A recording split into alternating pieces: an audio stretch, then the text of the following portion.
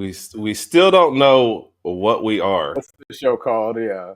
Yeah. The intro music is just interesting. It's almost like you're getting ready to watch like an old version of like Matlock or that. Murder mystery. Yeah.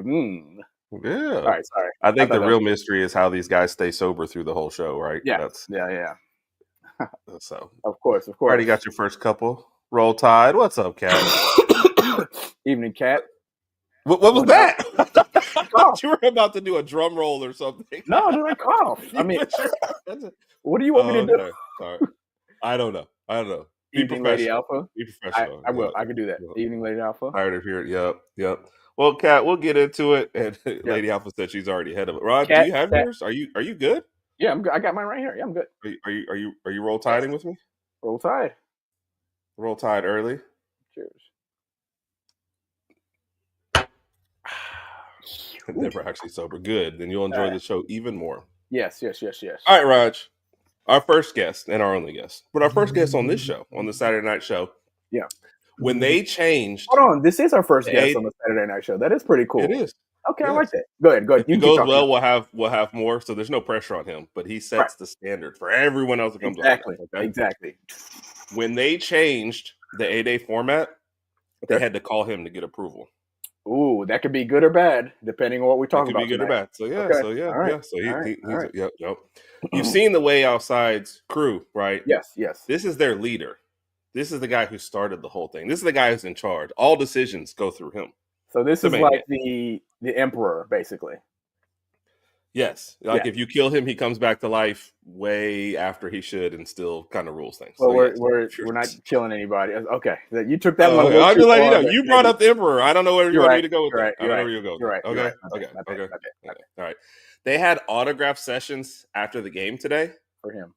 His line, bigger than Ryan Williams. Went outside the stadium. It was crazy. Oh my gosh, dude. Yeah. That's crazy. And he wasn't even there, Raj. That was the worst thing. Right. Line's still long. So let's prank on our buddy. What's up, Jeff? Oh gosh. I feel bad for those of y'all expecting to see Cotton on here when you said the founder of Way Offsides. Whoops. I'm actually the fifth Beatle of that show. They actually brought me on a few months ago. That's it. What's up, Cat? Man, we appreciate you for being on, man. We appreciate it. Thanks for having me. It's great to be here, man. Great to be here. Of course, man. Of course. I'm excited about it. Win, what's up, Win? How are you doing? Appreciate it. And to Raw, thank you. He's in better shape than Raj and I will ever be. I didn't know we were ripping shot skis before the show started. I would have been more prepared, but I'll know that for next time. Yes. That's what HerbNRodg After Dark is. That's why the show is such a hit, because no matter how it starts off, it always ends up in a totally different place. Yeah. This is actually HerbNRodg After Dusk, more like it. Yes. As it's daylight behind her shoulder there. Yeah. We were talking about that off air, like HerbNRodg After Dark, but yeah, we started 7:30 because we're old. If we tried to start it after like 9 or 10, you'd see me in the middle of the show like this. I would just text Herb like 9. I would text Herb like 9 p.m. too late, bro. I'm not gonna make it. Yeah. Let's get in that 7 to 8 range. So. Yeah. Roger's contributions were pre-recorded. Yeah. I just have to play them in a certain order, like it was Home Alone or something. So. Yes, it is Jeff. Jeff is in the building. Yep. And what's up, Justin? Oh, the Mammoth Standard is too. Yeah. Yep. Got to hang out with those guys today, so that was fun. That's cool. I saw a picture. I guess you posted, Herb, since Raj is in Texas. Yeah. But it was I saw JB in that picture. Who else was in that? There were two other cats in that shot. Justin and Big Mike. Mike, he's on the Run-In Wrestling podcast. If you see him show on here, I mean, he's the one that, man, he's got our background. He put together our intros, like all of that. Mike does a lot of stuff for us. Cool. So, really, really good guy. What's up, Mike? So, Jeff, you said you stopped going in 1999 for your 8-day games, though, huh? Somewhere around 98, 99, I retired from 8-day. And what was behind? Just it's no one so much because of 8-day. It was just more because I was just tired and didn't feel like making the trip, and started realizing that I could still get everything done around the house. I just watched it on TV. Right. then I could still have the day. That's a big reason why I don't go to as many games in person anymore, just because I'm old and tired, and I like watching other games. And if you go to, I live in Montgomery, so if you go to Tuscaloosa for a game, no matter what time the game is, you're there all day. It's an all day thing, whether it's an 11 a.m. kickoff, 2:30, 6 o'clock, 8 o'clock, you're there for the entire day. Yeah. So you lose a whole day, and I just had too much to do at home to lose a whole Saturday. And so I just kind of started easing my way out of the road trips. And then the presentations on TV are so good now that was the big thing. Yeah. You lose out a lot going in person. That's what hit me when I found out it wasn't going to be televised. I was kind of like, oh crap. But then after it wasn't going to be televised, and they, talked about the modifications. So I'm like, well, maybe I'm not going to be missing too much, and then I'll just live off everything vicariously through, Twitter and everything else. So that's what I guess I'm trying to do now. So yeah, I used to hit that ESPN, and then after about a quarter and a half, I'd be like, there's some weeds need to be pulled out here. Yeah.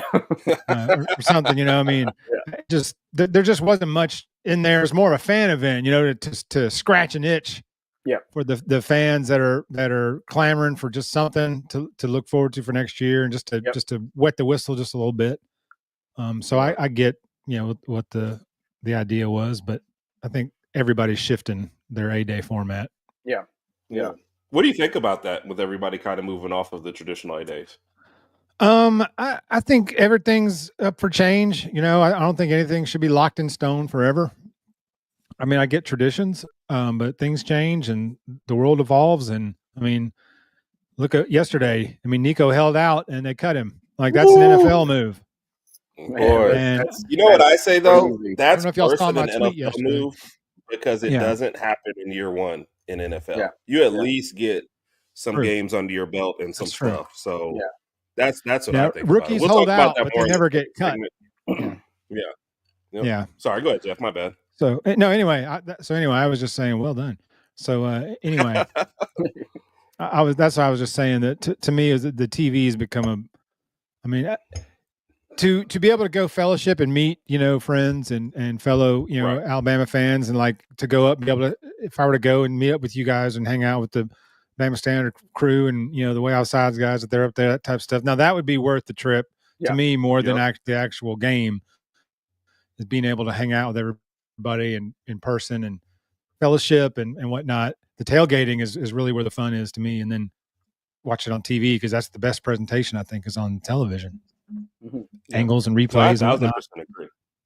Yeah. Comfortable seats and bathrooms. The reason why I went to it and unlimited alcohol. Does that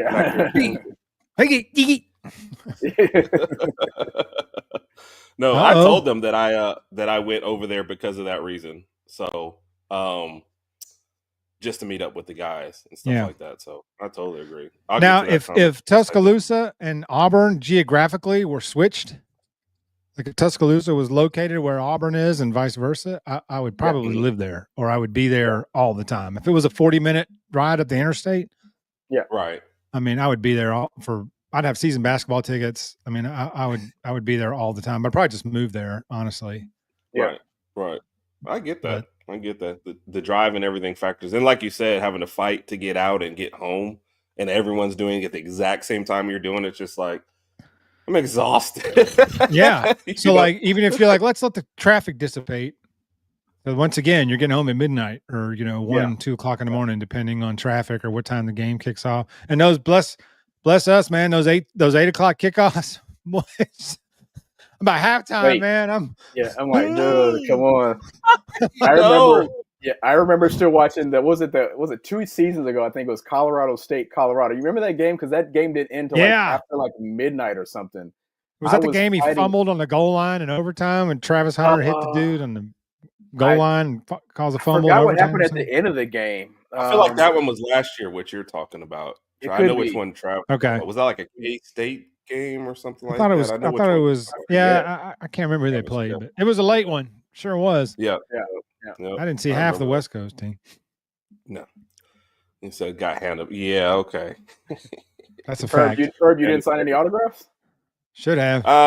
They wanted to meet my asking price, and Herb don't do nothing for free. Hey, Raj. I understand. Yeah. I understand. That's the NIL for podcasters. I get you. Herb's agent. Hey, Herb's agent had to head him off and say, "Hey guys, he's not doing it today." Yeah. What's up? That's Big Mike. That's Big Mike. Yeah. What up, Big Mike? Yep. So Mike Raj, there was a song, I forget what song came on because it kind of caught me off guard. And I'm just sitting there and I kind of glance over in the corner of my eye and Mike's hitting a little bit of, I saw Mike's over here getting down. Was it the theme song to Dawson's Creek? I don't want to wait. Okay. First off, if you're going to sing it. Oh, I love it. Wait for our lives to be over. I want to know right now. Like, get it right if you're going to sing it. Hey, Raj. Man. Okay. That's the truth. Come on. I mean, a little love for the creek here. Respect the creek. You got to get it right. Yes. I used to watch Dawson's Creek. Ain't nothing wrong with that. Yeah, okay. The A team, yes. Shout out Jeff to makes Shane. any crew. I think Jeff makes any crew the A team. Yeah, that's true. That is true. I get so many requests that I just got to plan out my calendar months in advance. I believe it. When we first said, one of the offside crews coming on, they all said, Jeff? That was the first thing they said. So killing me, man. No, they didn't just say Jeff. They were like, Jeff?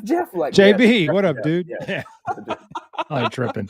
They were like, how did you get him? I was like, bro, alcohol. He was like, oh. Okay. Yeah. Shout out to JB, man. We appreciate you for joining us, man. Yep. Kevin DeBoer was out there with no hat for the whole day. So I know his head was. That's interesting. Man, his head got cooked. Yes, he gonna have to adjust the attire. So yeah. What's up, Kyle? Roll Tide, Kyle, buddy. appreciate you for joining us, man. Oh, Debo, man, he rolled out there in a T-shirt last year. About lost their mind. Yeah. Yep. That game last year. He's like, I'll put on a Have you ever seen a coach's wardrobe criticized more than his? But he got eviscerated for that T-shirt. I was like, I wear that every day. Like, dude, he's trying to be comfortable on the sideline. Like, this is interesting here. Yes, I did. Yeah, this is a good one. I didn't know. I must have known that. Yep. Not known that. Justin had the inside info. He was out there today, so yep. Yeah. The only reason I'm not to make y'all agreed. Yeah, that's the best part of A-Day. I'll say that. And because of the format change, the second best part is now the autograph signing, just because you get up close with people. Yeah. So I saw a clip of that Ron Williams line, man. Good Lord.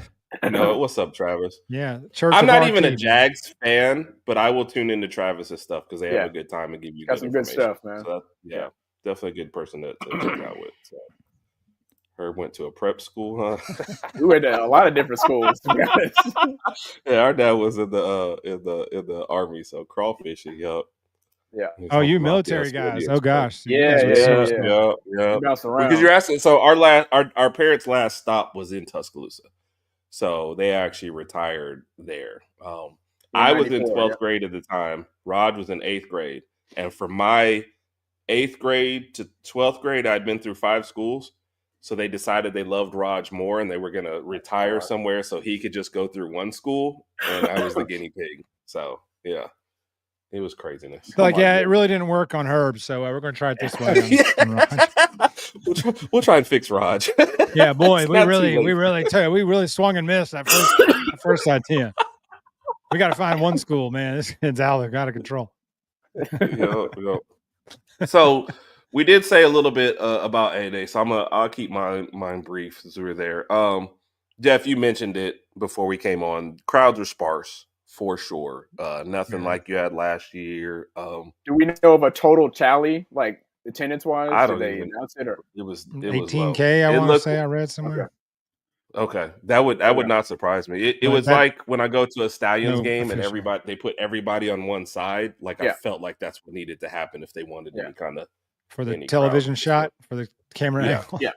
Yeah, basically. Yeah. But otherwise, it's the weirdest situation because you're sitting there watching them practice. Like first they go through like the quarterbacks drive down the field a little bit and then they have something, then they drive back. Then they split up into position groups. And it's the weirdest thing because you spend 90% of your time watching the quarterbacks.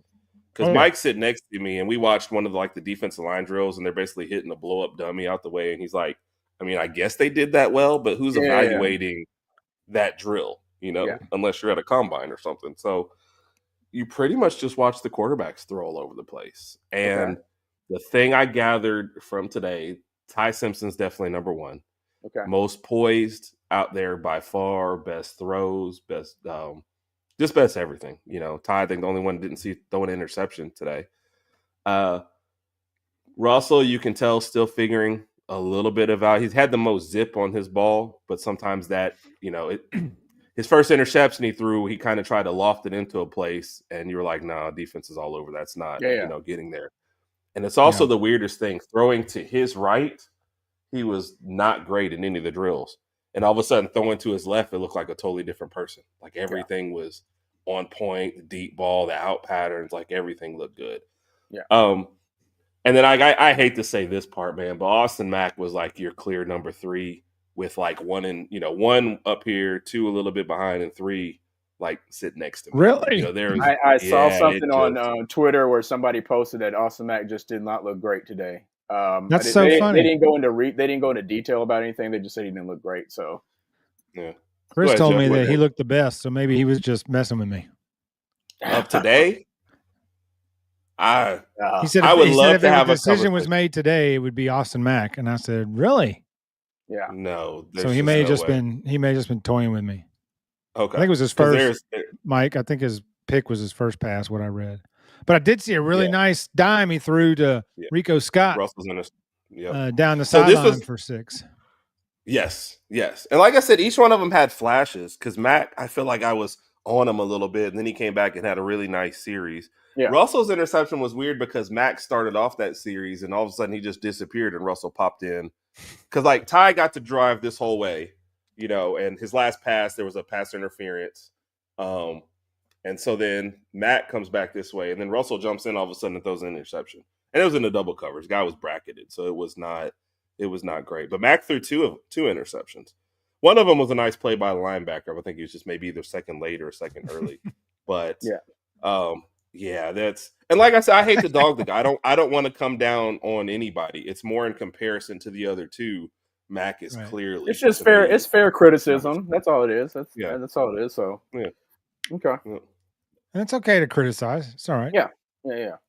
Oh, I almost thought today was going to be kind of a showcase for Mack, like they kind of knew that Ty and Keelan were the 2 quarterbacks, and they were going to kind of let Mack showcase himself a little bit for any possible QB openings for anybody else when that window, before that window closes or something. That's kind of what I was thinking, that they would use this, that they would use this game kind of showcase for him. So, Herb, based on what you said regarding the quarterbacks, do you think this has any effect on the portal opening up in the next few days?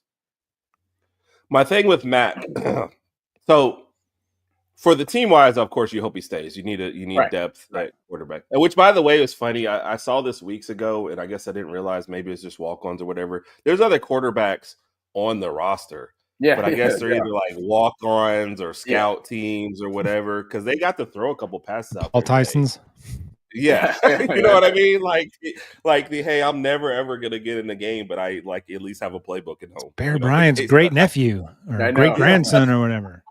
Yeah, but he sucks. Like, well, okay. Yeah. But he's related to someone famous. Okay. Yeah. Okay. Yeah. All right. Let's see what he can do on the field. Put him on the team. Yeah. All right. So, Bronny James. What? Oh, I'm sorry. What's that? Oh, Rod is a Lakers fan. Rod. Yeah, but we've already talked about Bronny. I'm a huge LeBron fan, but I even told Herb when he got drafted, I said he should probably go up to USC for another year. At least, because he wasn't even starting at USC. I said, dude, go back to school. Well, he had that health scare, and so that kind of threw his year off. I don't know. They didn't really do him any favors. Kind of felt like he got forced into the draft because they had to let him play with LeBron, not knowing if LeBron's going to play next year. And I think, but I think they've done the right thing. Let him bench, let him get some garbage time, and then let him play in the G League and let him grow. So I think they're working right there. If they had came out here and let him start any game this season, I'd have been like, hold on, we're not, no, time out. You can't do that. Or any meaningful minutes or anything like that. We're locked into a seed. Can't he start tomorrow?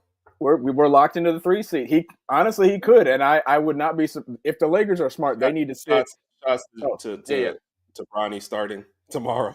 I don't know about that. Crazy. I mean, The Lakers are locked into the 3 seed, so it's not going to hurt them if they lose. Now he may do that if there's no foul if Bronny gets severe minutes.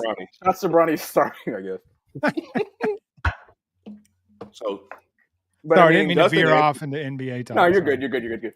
Bro, we have had the Jordan verse. Like, first off, part of the Unhinged After Dark thing is wherever the conversation goes, it goes. So I like that. We just follow along. Whatever it comes up, comes up. So and like I said, man, you're doing us a huge favor by coming on here, man. We really appreciate it. So whatever you decide to, if you bring up some cricket stuff, I'll look up some scores and we'll be talking cricket. Not even gonna lie to you, Jeff. It is absolute torture sitting here trying to talk to Herb again over and over, knowing you talked to him for damn near 44 years of your life. What else can you say to? I don't know. Your brother of 44 years. Sorry, I didn't wash the dishes 10 years ago. Yeah. My bad, dude. Let it go. Let it go, cuz. I will never let it go. Okay, you should have washed the dishes, and I don't see why it's such a big deal. Right. Man, I said, man, mom wore my ass out for that. Yep. Jeff said, "Wait, you guys are brothers?" Rod said, "Yeah, that's the only reason why we do this show." Yeah. Otherwise, I would not do it, man. I have better. Are you guys buddies or brothers? Rod said, "Brothers." No, brothers. Definitely not buddies. Haven't been buddies for years. Oh my goodness! So appreciate that, JB. Jalen Hale is like the forgotten guy. I think he's going to be big time X Factor this year, just simply because nobody's talking about him. Was he pretty active today, or was he just? I don't know. No, that's what and Justin even answered it, and he said he looked really good. No, he looked smooth out there. So there was he looked very good. Yeah, no, Hale was out there. So. JB, I just found that out too. What did Jeff is a man? I just found did you think I was the younger brother? How did I just found out they were brothers. What happened? Yeah, he did. No, JB, we were walking along talking about something and ages, and everybody has to realize I'm older than everybody else in the group. And they're like, "You are?" And then I'm like, "Yeah," because it's me, Mike, Justin, and JB, and they're all looking at me. I'm like, "I'm older than all you guys." They're like, "What?" I'm like, "Yeah, I'm older than you guys." Yeah. They're like, "What about Raj?" I'm like, "I'm older than Raj." They see this. They see this. And that throws everybody off. They're like, "Oh, Raj is like whatever," and that throws everybody off. So yeah. I'm the older one. Raj is just the better looking one. That's all it is. But yeah. What can I do? I mean, you just have to own it, man. This was an interesting fact that Mac did trying to jump out there. Okay. I feel like they're trying to keep him around and give him every shot to succeed. I would love to keep Mac on the roster.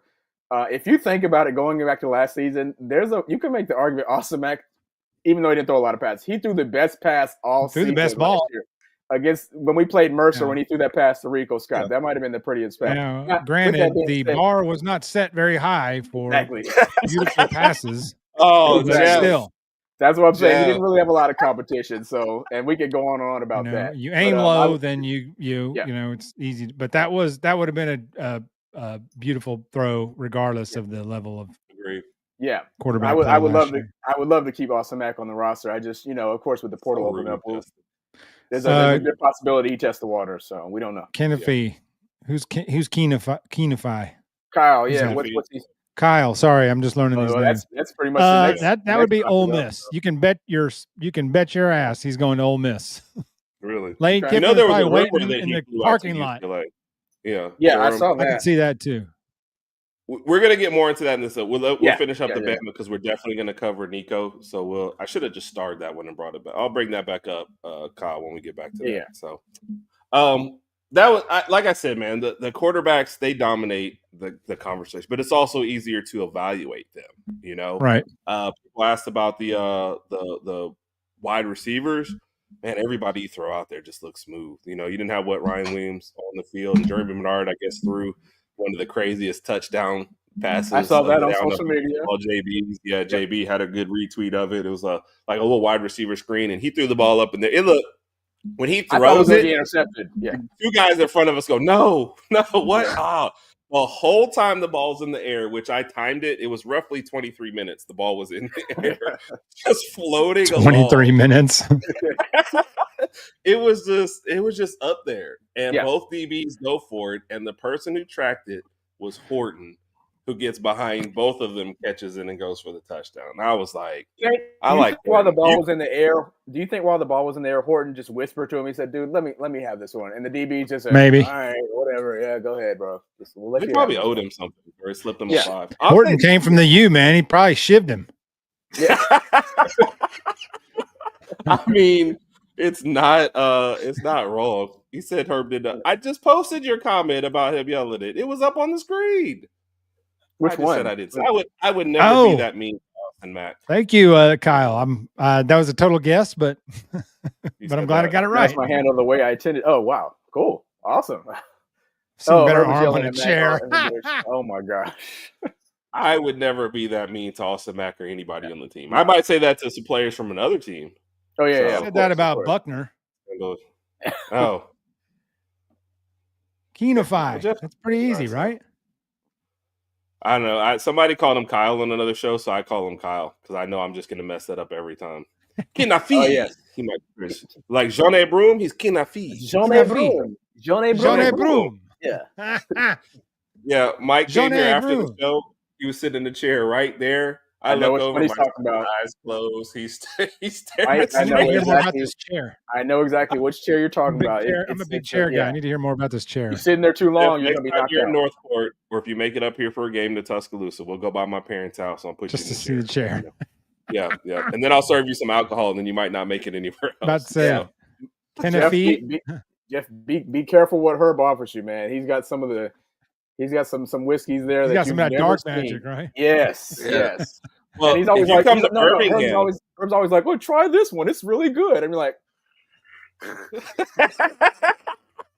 now, in my defense, Jeff, it is always really Stanley good. Kubrick's Eyes Wide Shut movie. I don't know what was going on.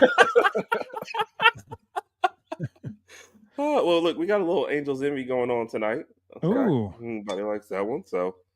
A little brown liquor there. Hill back here, I'm a gentleman Jack guy myself. That's my favorite. That's my nectar. Okay. If you come by Birmingham, you can come by the house, and I'll show you the full collection. But don't plan on leaving anytime soon. Yeah, that's what I'm saying. You better stick around. Tell your wife and kids you love them. Yeah, just tell your wife and kids you love them before you get to the house. See you guys tomorrow. So, yeah, basically. Yeah. So I come away from A-Day. Horton is definitely going to be my favorite player. You can tell little stuff when he's even running routes, the little kind of more veteran stuff, the little bit of push off to get free, the little hand fighting stuff that he knows. He tracks the ball really well. But my favorite thing was we get on the field for autograph signings after the game, right? And it's offense on one side, defense on one side. And I don't know if it's how they organize and coach like straight down the middle.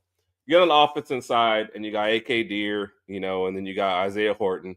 And then the line for, Ryan Williams is out to here. It's like wrapped around the thing. Somebody was walking with their camera, like zigzagging through the Ryan Williams line. It's like it is crazy, and you only have 45 minutes, so it's like if you go to Six Flags and you're going to be there for a day. Do I spend 3 hours in a line waiting to ride the biggest ride, or do I just try to go ride all of the rides? Yeah. So I spread out and went there, and I went to A.K. Deer and Isaiah Horton, and his attitude and presence. So I already liked what on the field. Yeah. But just him in the 2 seconds where he signed him out, yes, sir. How you doing, sir, man? I appreciate that. Thanks for coming. I was like, all right, man, I love this dude. Like that speaks volumes. Yeah, he was all. Now, let me say this. He was an A+, right? Everybody that signed stuff was an A. So there was no here you go kind of crap. So don't mistake that. But Horton on and off the field was by far my favorite. So we spent some time in there getting different signatures. I think Mike got the whole offensive line. The defense was the most unorganized side because they decided that their line was all going to come in from the left side and then you would just go through the whole line.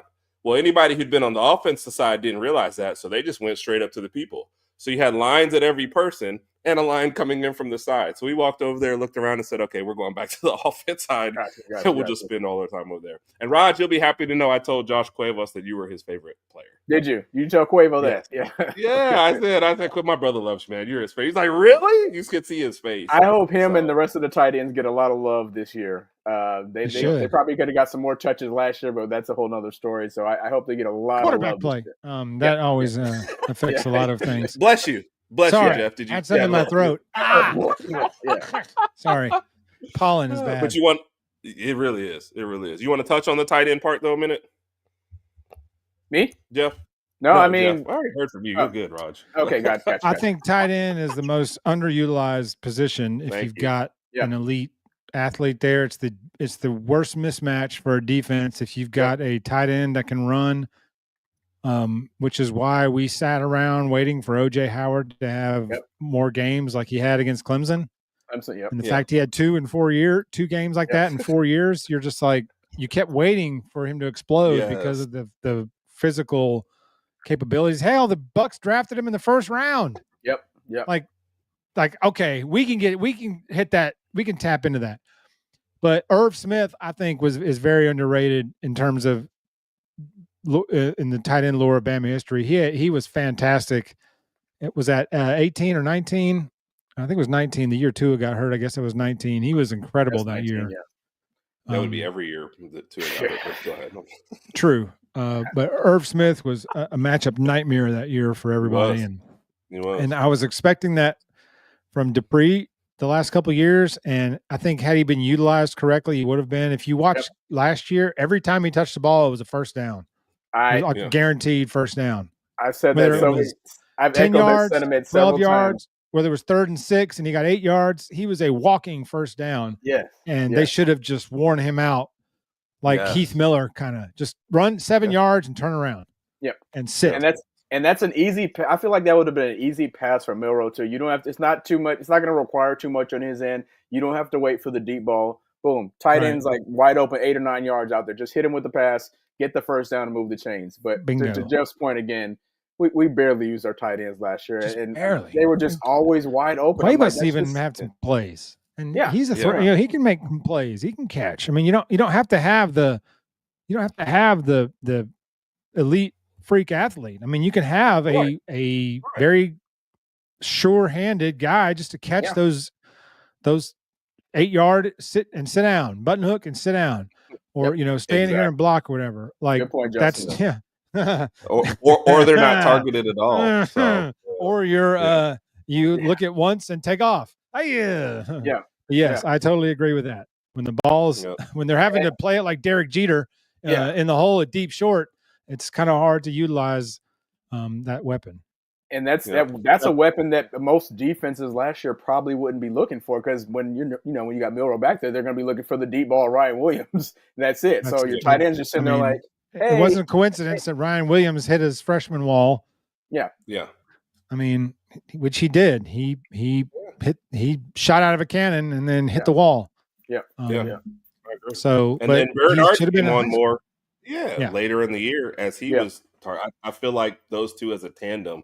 Bernard's not as game breaking, obviously, but sure-handed, gets open, runs smooth routes. I think, and now he's in the QB competition. He might be QB1 before long after throwing that deep bomb. But I feel like Bernard could have been used way more. And I think later on the season, you kind of started. He was just more steady. He was just more reliable towards the end of the season. Much more reliable. There was a lot wrong with that offense last year. I gave Milroe a lot of shit. Well deserved when he played bad.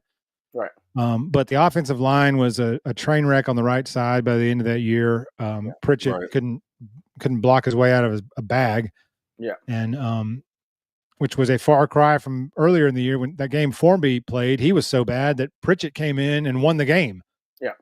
Basically. Right. And then as the season played out, he just started getting worse, and the offensive line started playing, below standard, and then the quarterback play tailed off. I mean, even the Auburn game we won, he had 5 turnovers in that game. I mean, that was if Auburn was worth a piss, we would have gotten slaughtered that game.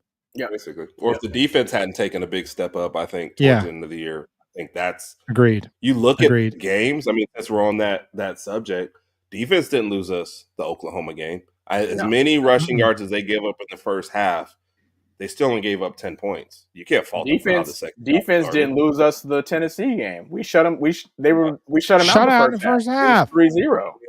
If you tell me we're shut out Tennessee in the first half, I'm like, all right, we win by how much? So that's just not. Dude, what did we turn? What we had 3 turnovers, forced 3 turnovers the first half, got 0 points. Yep, 3 first half turnovers, and that's score at all. that's Our offense just couldn't generate anything. Pathetic.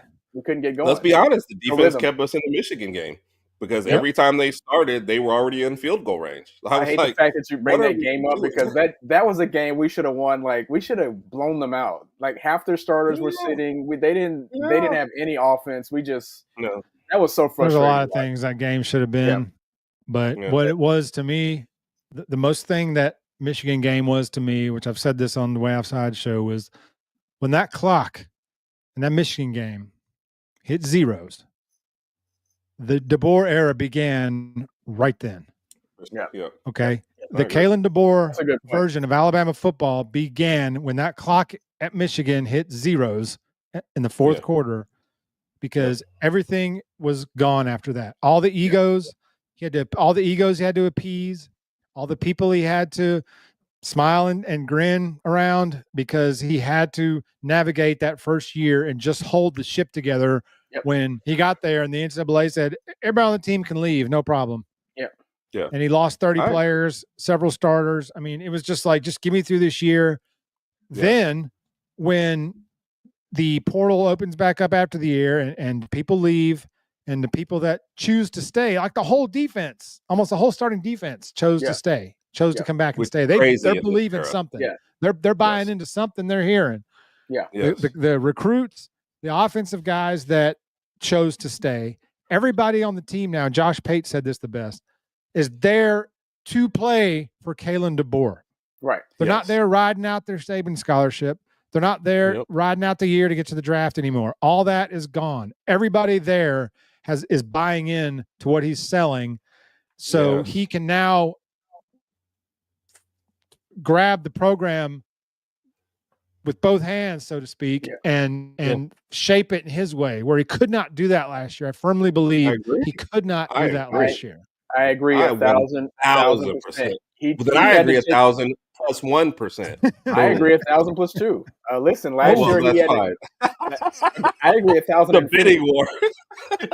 I mean, to Jeff's point, I mean, he had to take over a program, what was remaining from what Nick Saban had, the leadership and everything, everything to that effect. And in Miro's defense, I mean, him staying helped a lot of other players stay. That was big.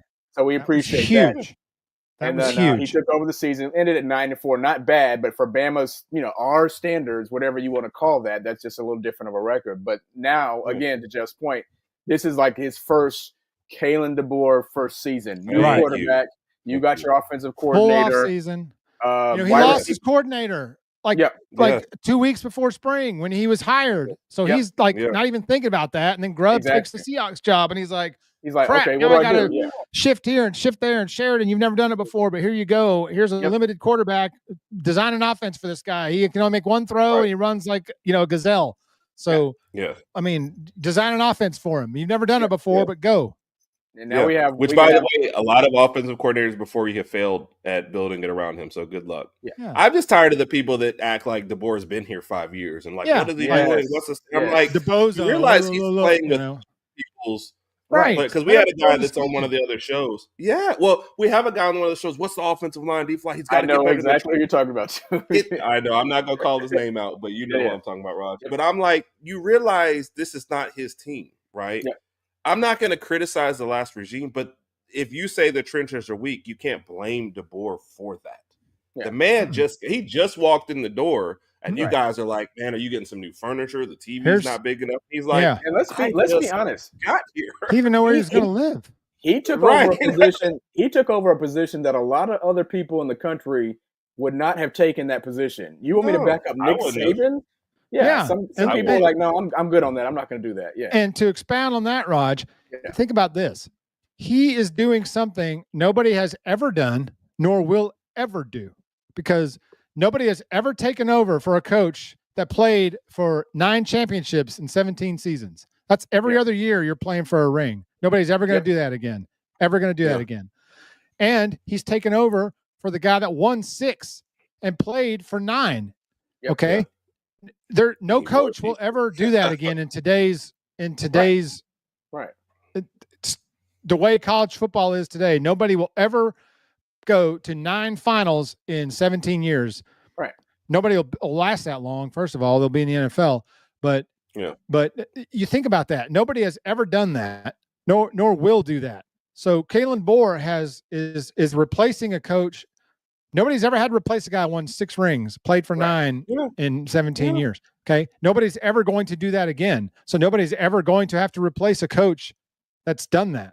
So Kalen DeBoer's in this vortex of one, who not only has to replace somebody that played for 9 championships in 17 years. Yeah. Okay. You got to replace him, who still has an office in the building. All right. But you also know that nobody's ever going to have to do this again, because in the landscape of today's world, today's football, college football, you're never going to see one coach stay somewhere long enough and play for rings every other season. And that's what Saban did, basically. Yeah. So back to the Emperor thing. I know I made the Emperor connotation earlier. So is Nick Saban the Emperor and is DeBoer Darth Vader right now? Is that safe to say? That could be safe to say. Okay. Although DeBoer's not going to kill him at the end. Yeah, I mean, is he going to toss him off of it? Like, I don't know if I like where this analogy is going at all. You know? Oh my gosh. It is a good one. Sorry, the Emperor was a bad Mr. Falcon. Okay, like he was a bad dude. He was. And I think DeBoer is the perfect guy to continue it. I do. In the modern setting. Yeah. But you can't go 101-12 as a head coach and not have something going right there, regardless of the level that you're coaching at. Yeah, this is a great point. Good point. Yeah, he's got all the weapons around him from a management perspective, head coaches, associate head coaches, everything, and the players on the field. So this is the year. And by saying that this is the year, I'm not saying we're going to go 15-0, beat everybody, blah blah, go undefeated. Yeah. Average 80 points a game, but just this is the year to make a stride. And Herb and I already said 10-2 and making the playoff is what our expectations are this year.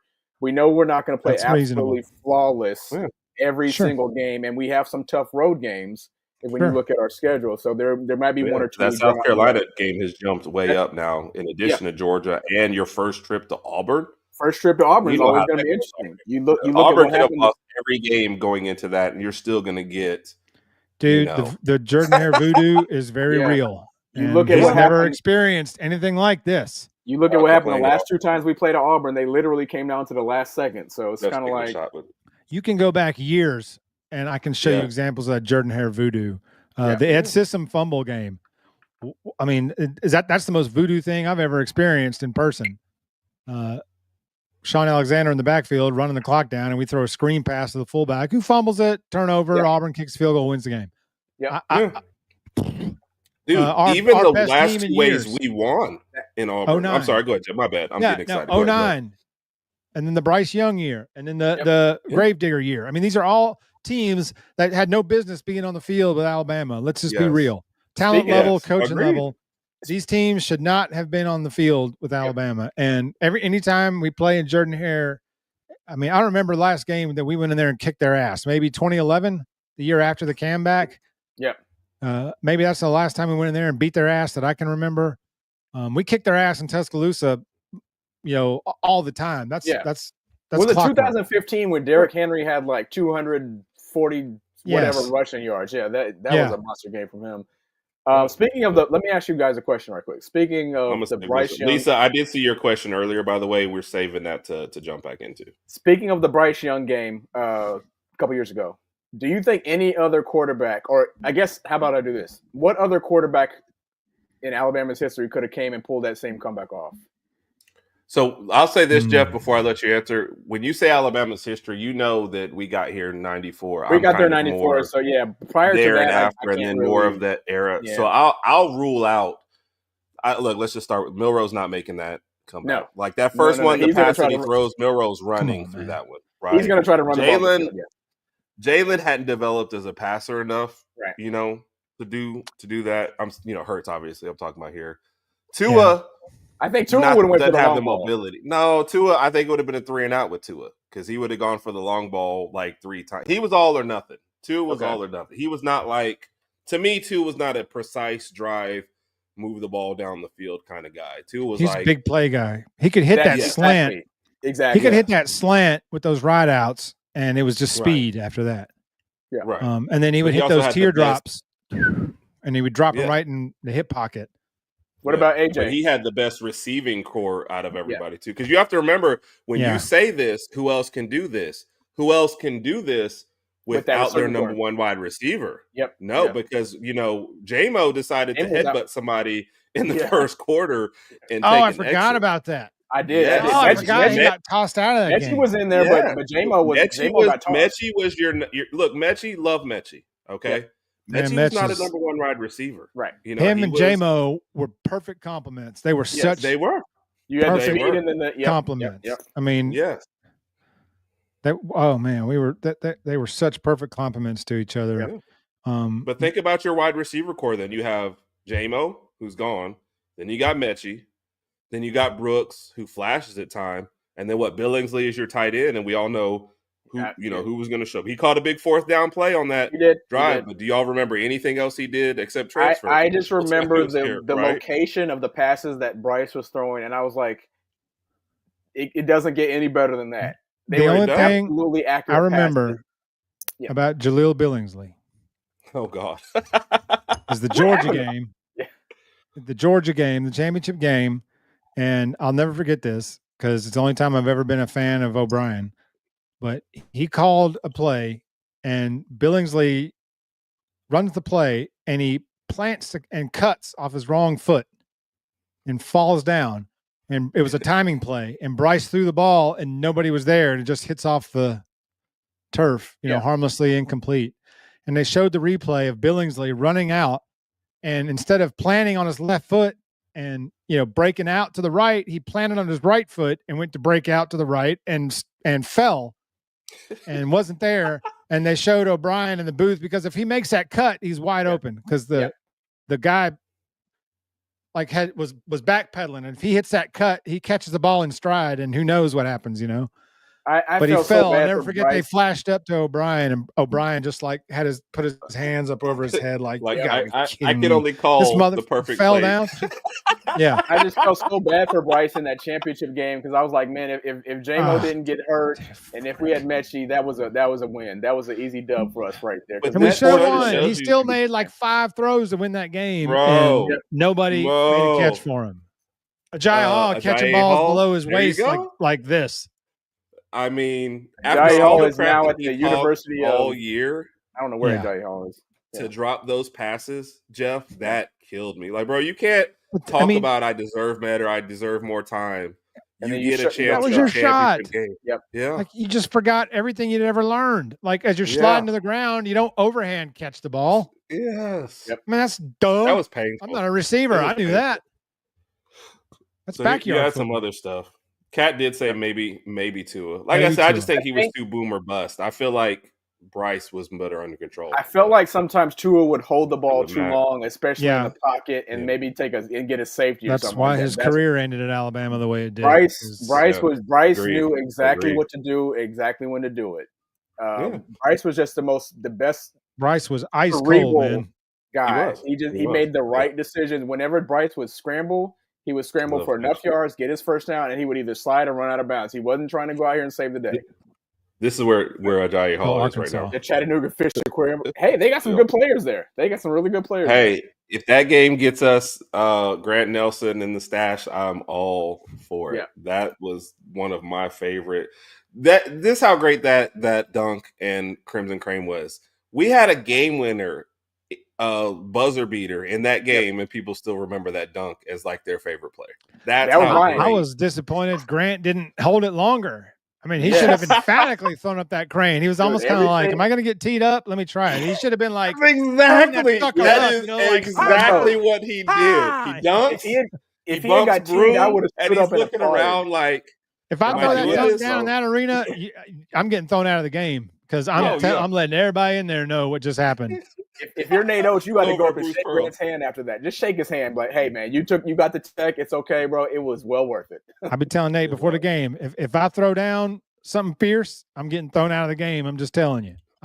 I'll black out, and when I come to, I'll be gotten thrown out of the game. Yes. You can tell by his face. He's like, look, I don't normally do this. Yeah, Right. Grant's like, here you go. Yeah. Hey, Grant I was call like, that guy. I call that version of Grant White Boy Rick. That's what I Yeah. call him. I'm like, when that happened, I said, White Boy Rick is in the building, baby. We're winning the whole thing if White Boy Rick shows up. And then he blocked Cooper Flag on that dunk too. And I was like, come on now. I'm the so glad lost moments of basketball. Yes, The because if lost Cooper moments Flag of had dunked that basketball. ball, the whole arena would have just blown up. So I'm glad he did Yeah. that. He said, no, y'all might win the game, but you're not going to do that. And You're the not game gonna was in hand. I mean, it was pretty obvious at that point we weren't going to win that game. You know, when we were 7 for 30 from three after hitting 25 of them, you could almost just know, okay, we might hit 5 versus Duke if we're lucky. Yeah. Because we lost by 20 and we never really and they're never going to show the golden boy getting his shit stuck. Yeah. They're never going to show that. They promoted Cooper Flag so much. Kyle, I'm saving that comment, Kyle. We'll move on. Sorry, Raj. My bad. No, I was just saying when he was talking about the golden boy. I mean, all those Cooper Flag commercials you saw throughout the tournament. I'm like, come on, dude, we get it. Like, okay, we get it. He's a good kid. Yeah. And then he choked. He missed a shot. He was right there, and he left it short. And how do you leave a 2-footer short? I think their whole team showed by letting Houston back into that game. They had the game. Dude, Houston won a game where they trailed for 90% of the time, and then turned around and lost the game where they trailed for 90% of the time. There's not a more up or down performance from game to game than that. Just kind of epitomizes college sports right there. Although it was nice seeing Duke struggle with inbounding, because nice to know that Alabama's not the only team that can't inbound in basketball. Goodness. Too soon. Hashtag too soon. Which one? What are you talking about? Go ahead, Eric. No, I was going to grab it. Yeah, sorry. I'm going to lead us into the Nico segment. But yeah, no, that was definitely fun to watch Duke struggle a little bit. I'll tell Raj and I story real quick, and then we'll move on. The birthday party that we told you we were down in Montgomery. Duke is playing. They're winning at the end. They're still up 6 points, late in the game. We have been assigned the birthday boy. We've left the venue where we're having dinner. He's not allowed to go to the house yet. So we're riding in the car, just riding around Montgomery. We stop at a random gas station, so I use the bathroom. Get back in the car. Raj is playing on his phone. I'm playing on my phone, watching the game. And I'm like, this is over. I go to the bathroom, I come back, and it's like, when the guy slapped the ball out of the dude's hands out of bounds and they got a tech, I'm like, this game is really over, and this is just going to be embarrassing. Yeah. It's one of the craziest plays I've ever seen. And then all of a sudden, it's like, steal, miss a 3, but dunk it back. Foul call on him. Free and I'm throws. like, we're sitting in the car. front end of a 1-on-1. Yes. Those are the lost plays in basketball that people don't bring up. Texas Tech mixed 2 of them against Florida. The front, and you look in the stat sheet, you're like, they only missed 2 free throws. No, they missed 4. In this case, he only missed 1. No, he missed 2 because he didn't even give himself an opportunity. Yeah. You missed the first and the 1-and-1. You missed 2. You might as well do 0 for 2 on that one. Yes. That cost us against UCLA in the Herb Jones year. I mean, missed free throws, man. Tournament games are crucial. Turnovers and missed free throws will wreck a season. Ask Auburn in the Final Four game. 12 second half turnovers. Right. You're not going to win a Final Four game with 12 turnovers and a half. You're just not going to do it. 12 turnovers and missing, because those are things you can't argue. Nobody's, if we had shot better here or the ref those did are this. momentum killers. Yes. And you give Florida 12 extra possessions, it's over. You're done. For you. Agree. So. And Houston started doing that in the second half. They started turning the ball over, playing sloppy, giving Florida extra possessions. And next thing you know, Clayton drive, foul, and 1. Clayton 3. Clayton jump shot. Clayton drive, another and 1. I mean, next thing you know, he's got 11 points, and Florida's up 2. And you're like, they were just down 12. They had 0 points. Exactly. What just happened? Like that quick. Perfect wrap up on that game. You're right. No, you're absolutely right. You're 100%. absolutely right. Yep. Okay. All right, we're gonna move on from all 8-day antics and stuff like I said. I will say this, by the way, my last one. Oh, go ahead, Raj. What? No. So before we move on, so Herb, on a scale of 1 to 10, 10 being absolutely phenomenal experience, what would 9. You rate? Okay. Oh, okay. The experience at the game? I thought you were going to rate the team. Overall experience. My experience, Raj, was better because Mike, JB, JT was there, his wife and family, and Justin from the Bama Standard. Those guys, pics of JT up there. That's because we went to the Bama Museum, and then JT cut out to get some like promo material, and we were kind of waiting around. Saw Ryan Anderson there, and he's somebody I've worked with in the past, so got to hang out and talk to him for a little bit. And Justin got to give me crap for knowing. Justin goes out and talks to 10 people and players, and we go in for the autograph session. Justin is standing behind the guys and talking to all of them, and bumping elbows, and women in bikinis are bringing him drinks and all this stuff. I talked to one player, and Justin's like, "Oh, so Herb, you knew somebody? Have you been holding out on us?" Like the one guy. Why are you holding out? Why are you holding out, Herb? What's up? I'm like, as a girl in the bikini drinks him a drink, he's like, "Herb, what? Hold on, Herb, why are you holding out?" I was like, "Oh, my bad, Justin." I'm gonna poke a little fun at Justin right quick. I saw the picture with you, Big Mike, JB, and I think it was JT and Justin. Right? Yeah. I thought Justin Riley was taller. I didn't say he was short. I didn't say he was short. You did. I did not say that. I didn't say that, Jeff. I just said I thought he was taller. You didn't have to. Oh, my goodness. Raj. You didn't have to. You just mentioned 5 people and you called out one. Hey, shout out to Justin Riley. Hey, shout out to Justin Riley. I'm messing with Justin. Yeah. Jack Links presents Messing with Justin. That's a segment. We got to get working on that. Justin, I'm messing with you, man. I'm just messing with you. Yeah. But my experience was made by the people around me. Yeah. You said what? I missed it. Keenify is very right. Riding around Montgomery is a bold move, even in the daylight. Yeah, Montgomery. I actually lived in Montgomery from 2004 to 2012 before I moved out here. That was after Rod was a wholesome guy before he moved to Montgomery. Those years changed. I was clean until we moved to Montgomery, started hanging out with them. Everything went just downhill. Yeah. Montgomery can be different, but at night it can get a little rowdy at times. Get a little rowdy. Where you are. Gumptown represent at night sometimes. It's unfortunate. I forgot this question before we move into Nico. Lisa had asked this one earlier, and I said we would address it. My problem, I'm gonna throw this out real quick. How much is that you're trying to get somebody here to be your third quarterback if Mac leaves. That's a hard sell. That's what I feel like they're gonna run into. What pitch do you make? Hey man, do you want to come here and have no chance of starting? Right. But be at the University of Alabama? You play 3 games if you're lucky for a total of 6 minutes. That's really it. So we can't really give you that much. I mean, and that's a high estimation 3 games. Yeah. Exactly. Like we're you won't play for any games after we go to Georgia. We got Louisiana Monroe, maybe 1 or 2 games after that. You might get lucky. I mean, if we blow out Florida State, then we'll see what happens there. It depends on what Gus wants to do with his offense. The next 2 years, you have no shot either. So yeah. We've already you have to throw that in there too. Yeah. So it's just a tough stuff. Lisa, do we absolutely need another quarterback? Yes. If Mac leaves, I just don't know what that pitch is to somebody. And in Mac's you don't want to shoot higher and get somebody above Russell. Go ahead, Jeff. Well, I was gonna say in Mac's case, it might be be QB3 for this year.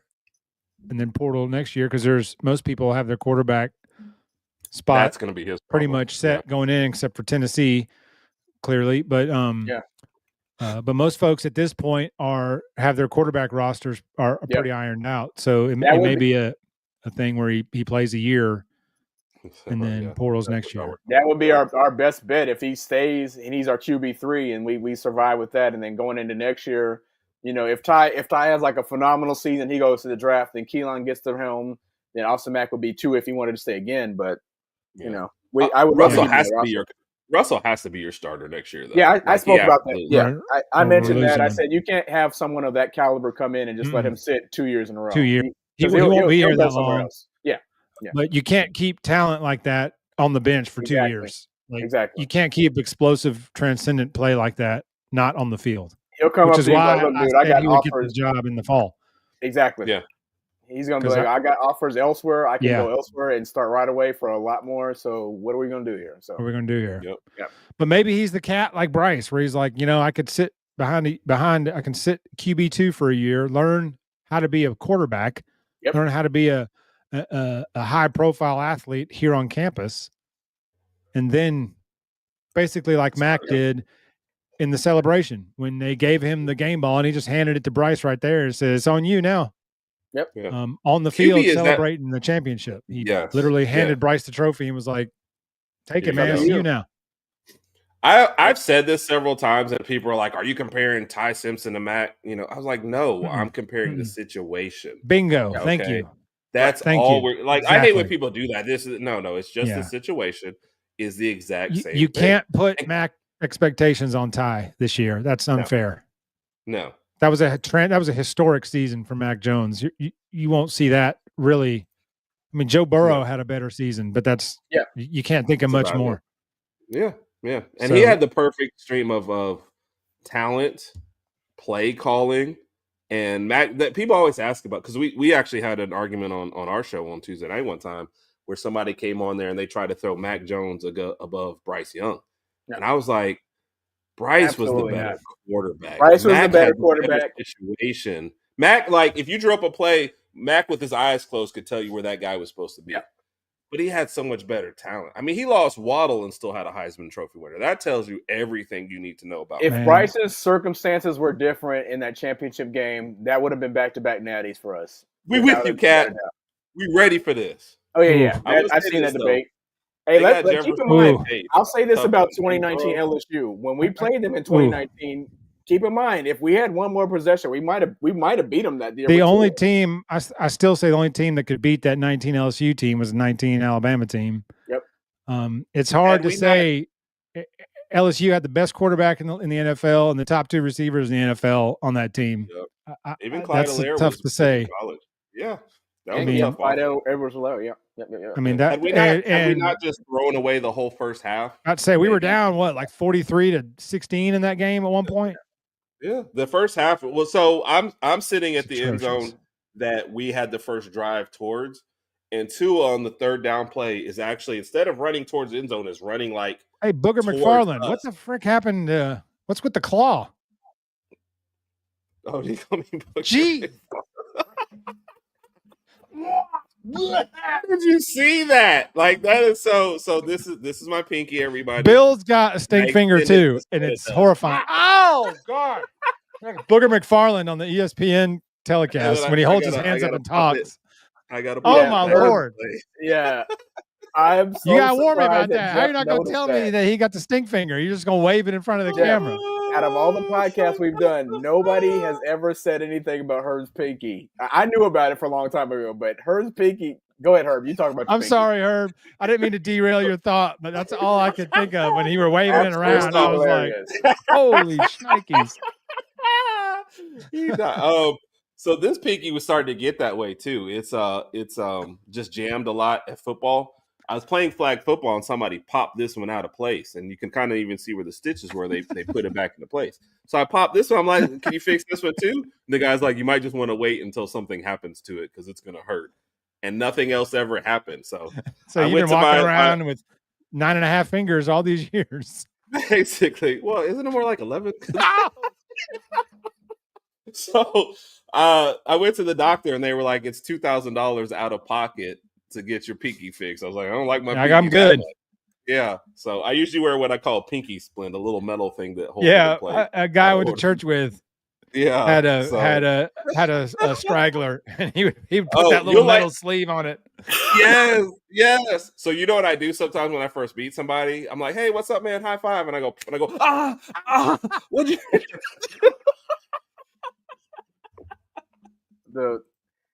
Jeff, wait till you see it in person. I don't want to see it in person.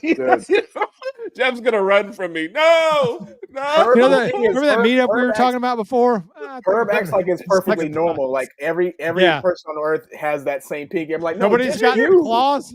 Just you have that Magneto thing going on. What is that? Did you hear what Jeff just said? He just called off the meat-out. He's like, "Forget it. We're not being." He's like, if Herb and the Claw show up, I don't know if I can take that. Hey, Herb. Yeah, I'm busy. Tell me where you're at, and I'll tell you where I have to go. No, Herb, you can't answer the phone with a pinky out like that. Yeah. Tell me where you're at, and then tell me where your pinky's at. And so that's what I need to Hey, guys. Oh, shoot. Hey. Yeah. Oh man, I can't believe I just derailed this whole podcast. I'm so sorry. Oh. No, you're good. Okay, you're good. Back to live action. Back to Nico. What about Nico, Herb? And we're back. We'll move on to say, Lisa, no problem. That's just how people play. We hope Max stays, but like if somebody came up to me now, I think Jeff made a good point about the timing though. Leaving in the spring portal is a lot harder than leaving the fall. But if somebody actually said, "Hey, what do you think?" and he had to go, I mean, I couldn't blame him. Quarterback's that one position, man. You're gonna see the most transfers because there's one spot and that's it. You know, hey, if I'm the third, fourth, fifth wide receiver, everybody needs a quarterback. It's the most important position in any sport anywhere. Quarterback. I'm getting a T-shirt that says that. I agree, Jeff. I agree. Like a cartoon drawing of his hand with his. But then it pops. We gotta come up with a nickname, Jeff. We gotta come up with a nickname. I'm just looking over here. Yes, we can't see it if I look. If I look straight in this light. Were you on the HerbNRodg podcast? I was on the Raj podcast. I don't. That damn stinky pinky. I don't know who else Stinkfinger was there, but yeah, Stinkfinger. That's what it is. Stinkfinger Ragsdale. That's what they. You need to get you and Bill. You need to get you and Way Offside's Bill together, man. You guys both have the abominable pinkies. Cat knows she's seen Bill's finger on Way Offsides. What's up, Ron? This Ron, this guy had to do my overnight shift, man. So shout out to Ron. Great guy. Yeah. What's up, Aaron?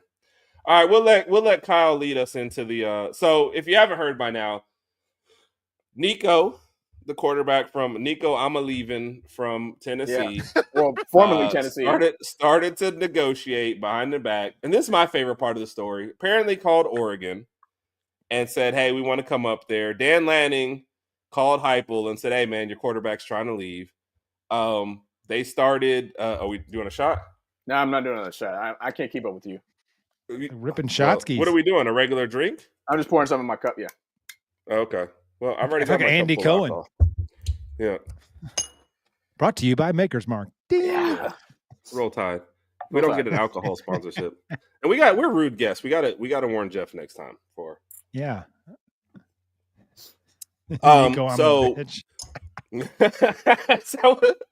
Oh God, I got to switch back over. So anyway, Nico, they negotiated. My favorite part of this is Nico came out and called out the On3 Sports report, and then Nico's dad's been out there calling out. Yeah, we're gonna put that out there. Yeah, yep. Yeah, I love when Dad gets involved. Dad tries to say it, but they were trying to do it. There's even reports of them hopping on a plane to UCLA, which is a terrible decision. I don't know why that. And to me, my personal feeling, Tennessee made the right call. Like, look, you were average at best last year. We made the playoffs in spite of you, not because of you. Right. We're not going to resort to this. So if you want to enter the portal, you can enter the portal. So, yep. Your guys' initial thoughts, and then Jeff, I think you already had an answer for this one, right? You know whose fault this is Carson Beck. This is all Carson Beck's fault. Oh gosh. Because but Carson Beck was chasing something mediocre. He was, and got $4 million from Miami to go down there and get his car stolen and cheat on his girlfriend in like the first 2 months. Because Carson Beck was hilarious, by the way. Because they knew everybody knew Miami needed a quarterback after Cam Ward leaving. So Carson Beck said, "Perfect for me. We're not maximize my value." Exactly. Carson Beck's not going somewhere where they're going to play for a national title or maybe not even win their conference next year. But he said, "Listen, this is going to look good for my resume. I'm going to throw the ball a lot. I'm going to have some good numbers on my resume and then go to the draft." So it's going to work out for him. Oh, Raj, repeat your comment on Carson Beck and his girlfriend. Wait, are they still together? No, they're not together. Well, I don't think so. He cheated on her. Okay, when they were together, Raj had a comment when we posted hold on. it. I just felt like when you look at Carson Beck and you look at the Haley Cavender, these two just didn't quite go together. You look at her and Carson Beck. Well, he couldn't look at her because his eyes were half closed all the time. Yeah. I just feel like Haley couldn't see her ever. On a different stratosphere, but he swung for the fences. He got her, and then he, I guess, dished her or whatever. So, I mean, that man just makes But you said it perfectly. He was not a great quarterback last year, and they went and get him and did this and left the. But he set the market. I don't blame him for chasing the NIL market. No, he should. No. Yeah. The player is doing everything my thing about it within his power. Yeah. No. My only thing with that to me makes a difference is Beck had already declared for the draft when he did that. So they were already moving on from him. Nico was trying to negotiate, but also say, hey, did you see my mediocre stats last year? I want more money. And we're like, what? Right. And then to something we said earlier, this is not the NFL model, because the NFL, you wait to, like, Jamar Chase was in year 4 of his rookie contract when he wanted to renegotiate. None of these guys renegotiates in year 1 or 2, especially not with the stats Nico had. Yeah. So no. And let me say one thing for to defend us. Only one thing though, and then you got to be quiet for the rest of the show. That's fine. We understand we lost to Tennessee last year, but that had nothing to do with Nico. That had to do with Dylan Sampson and their defense. Yeah. So for people watching this saying like, hey, Tennessee beat Bama, it was you not left Nico, one big piece out of that. Because Nico was overthrowing the ball and underthrowing the ball. It was not because of him. They had a good running. They finally realized that they need to implement a running game in the second half, and their defense played well. And then our offense and our quarterback played like you can't hold them down forever. Right. Jeff, that's unfair, but totally true. Sorry about that. And I know that if you criticize Milroe's bad play, you're tabbed a fair weather fan or a racist. But that's so he weird, did man. not have good games in those 4 losses. He wasn't terrible against Vanderbilt, but he was pretty bad in the other 3. Yeah. We saw it in person. We saw it in first. Yeah, we saw it in person in Oklahoma, and I was like, look, you can't celebrate his wins. Look, Raj and I do it. When we have a great show, we call each other, man, this show was that was good. We hit it out the park. When we have a bad show, we get on the phone and say, hey, man, this is what we should have done better. We did bad with this part, blah, blah, blah. Yeah. Maybe we should have drank more while we were on air. Maybe that would have helped loosen us up. Who knows? But you have to take the good with the bad. You can't. And Kat, this is fine. This is not. I mean, because we love our quarterback. It was never about the guy. It was about. It was never personal. But I saw personally in Oklahoma, and I knew after the first drive of the second half, not even after the second one, after the first one, we weren't coming back. And sometimes you just saw that, and it was frustrating. So, but that game, it also goes along to kind of what I said earlier. In a normal year, Milroe's yanked in that game. About the third quarter, we're not going to do anything because with you're this not coming back. Yeah. And so you would have pulled him and rolled the dice with somebody else, but he could not do that. The Michigan game, he could not. He had to play Jalen Milroe the entire game. We couldn't get any other players, any reps in that game, which is what we should have been doing. But I think it's a big part of his because of who Milroe was, still trying to get him that game highlights, whatever, for his draft stock. And B, I don't think the offense, I think part of it was that they didn't want to waste reps for Ty or for Mac on an offense that we weren't going to be running this year. Yeah, that offense that Jalen Milroe ran last year will not be what is being you see much this more year. balanced and less QB run for sure. You will see DeBoer's offense this year. Yeah. I would have loved to see Ty get some reps. That would have been my plan going into the bowl, win, lose, whatever. If Milroe had thrown for 300 yards or 0 yards first half, I would have had Ty come in the second half. And I don't see why more guys don't approach their bowl. Like, I know Miami got a lot of flack with this with Ward. I 1,000 agree with, hey, I'm pulling my starter who's leaving the team after a half because I personally want to know what I have next year. Right. Maybe the offense changes, maybe the receivers changes, but you cannot simulate game reps. That's what I was hoping for. That's what I was hoping for before I saw how it goes. So, and then we played so bad that none of the young guys got any reps. Yep. I agree thing about this. Yeah, I agree. And with both of these last two, I'm not attacking Milroe as a person. No, okay, I never did that. I feel like that unnecessary. I feel like all that stuff goes over there. But you can't say, "Hey, Milroe was really great in this game," and then in this game, you're like, "Oh, the play calling and everything else." Like it has to be. You're the quarterback in the face of the organization, right? Right. Pro, college, high school, whatever. You got to take the good and the bad. When the bad comes up, you have to be able to say he played a bad game. And he was crucial to the team staying together last year. Had he hit the portal, 1,000%, it would have been a 4-9 year, I think, because I think the whole team, the rest of the team falls apart after that. So he is owed our gratitude and he's a good kid. Okay. He never had problems off the field. Was never a malcontent. Was a little bit selfish at times. Was a little bit, a me guy at times. But you never saw anything out of bounds. You never saw anything off the field. You never heard any problems with him. He was a fantastic ambassador to wear the crimson. But we were not going to get to the next level with him playing quarterback. He lost 6 games in 2 years. Okay, that's a lot of games to lose as an Alabama quarterback. I think that we were not going to get to the next level with him, and I think, sorry, Raj, I mean to interrupt you, but I think that's a big reason why Saban walked away when he did. If he thought for 1 second that he could have won a championship with that team last year, there's no way that he would have quit, in my opinion.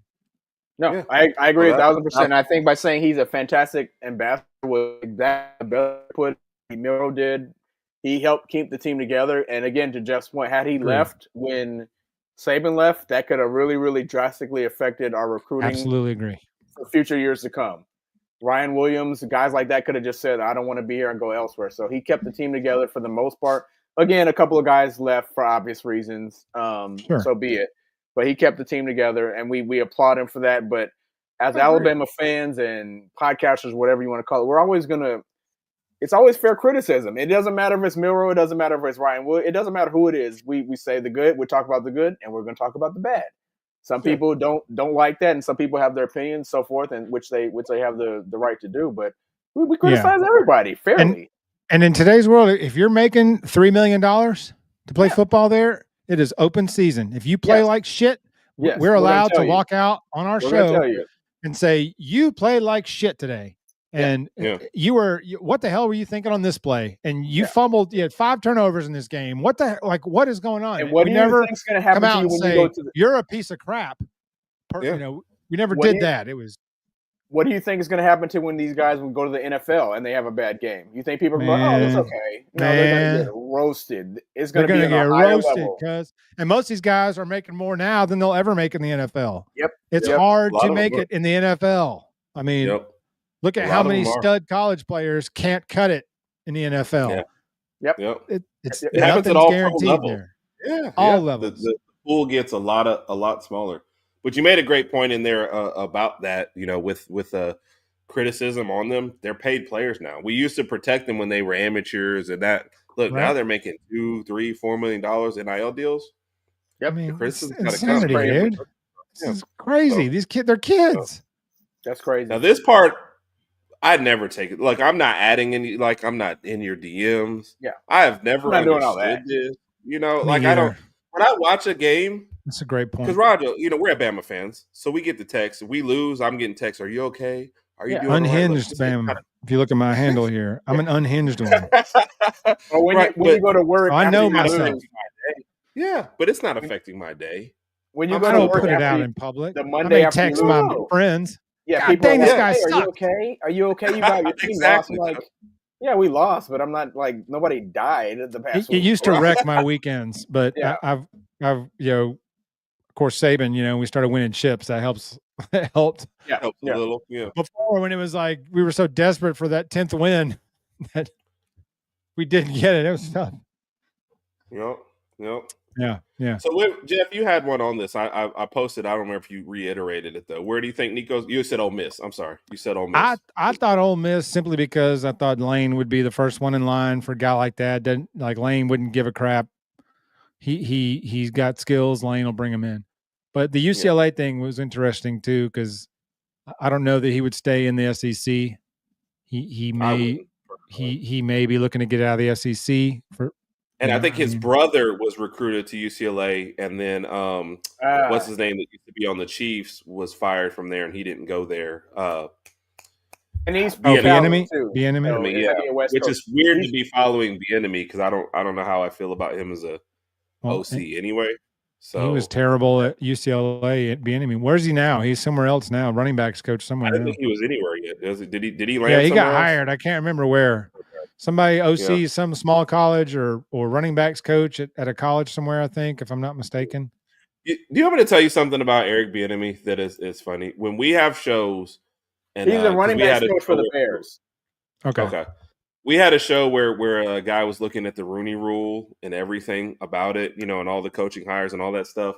The one coach that even black folks don't bring up is Eric Bieniemy. We don't count him in that same situation because we don't really know what. Everybody kind of pushes it to the side, like they're not hiring anybody. They hired, fired such. Yeah, they fired such. Yeah, they fired Eric Bieniemy. We're like, oh, I mean. Herb, when you just said black folks to Jeff, you whispered it like y'all.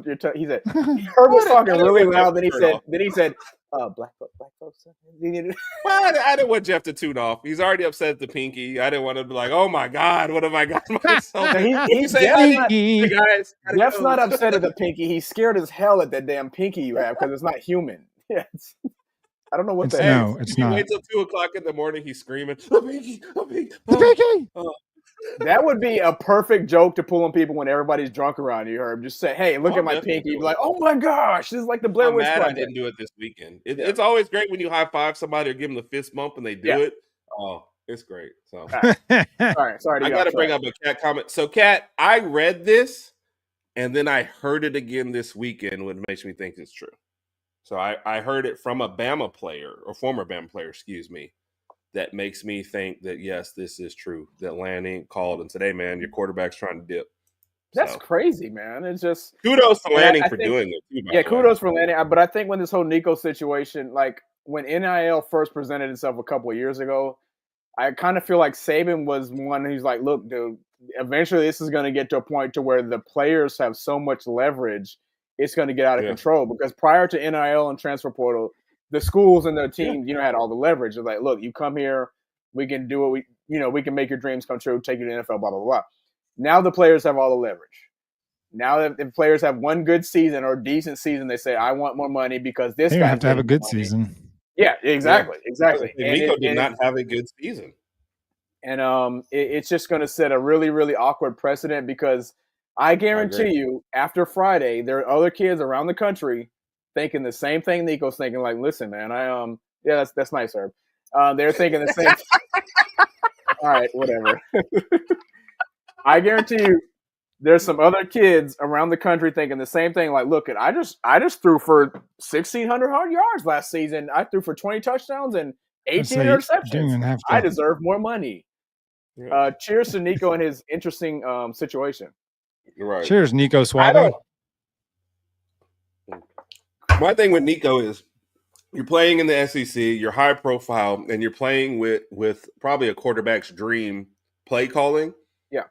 That's where you should have stayed. And I got no love for Tennessee. But now you're going to go somewhere else and start over? And I don't think people I used to say this before, right? If you're working at McDonald's and you've been there 2 years, right? Now you're up to $10 an hour, but you've worked your way up this, hey, I'm not flipping burgers anymore. I'm up front, whatever. I'm working my system, whatever. I learned this. Hey, might be a manager next year. Burger King calls, which I guess Burger King's still around, and they're offer you $10.25 and you jump over to Burger King, but you're at the bottom again, and now you're working your way up. Like, these are lateral moves. If you move over for a little bit more money, what type of analogy is this? I'm trying to tell you, starting over at a new place at the bottom is ridiculous versus like, let me work my way up a system. Fair enough. And for your long-term goals, yes, staying in one place is better. Too many of these guys are like, here's my short term, let me just jump over. Yeah. Versus here's my long term, learning one system, looking good in one system. That's true. I feel like too many of them do that. There must be a plus comment. McDonald's has better fries. They got the best fries. McDonald's has fries. You can always count on Randy Fry King to come in and talk about Georgia instead of talking about us. What's up, Georgia? Randy, how are you doing? So Jeff, Randy is a big time follower, huge supporter of Randy. us. But Randy is also a Georgia. Obviously, you can tell by his name. He's a Georgia guy. That's okay. Perfect.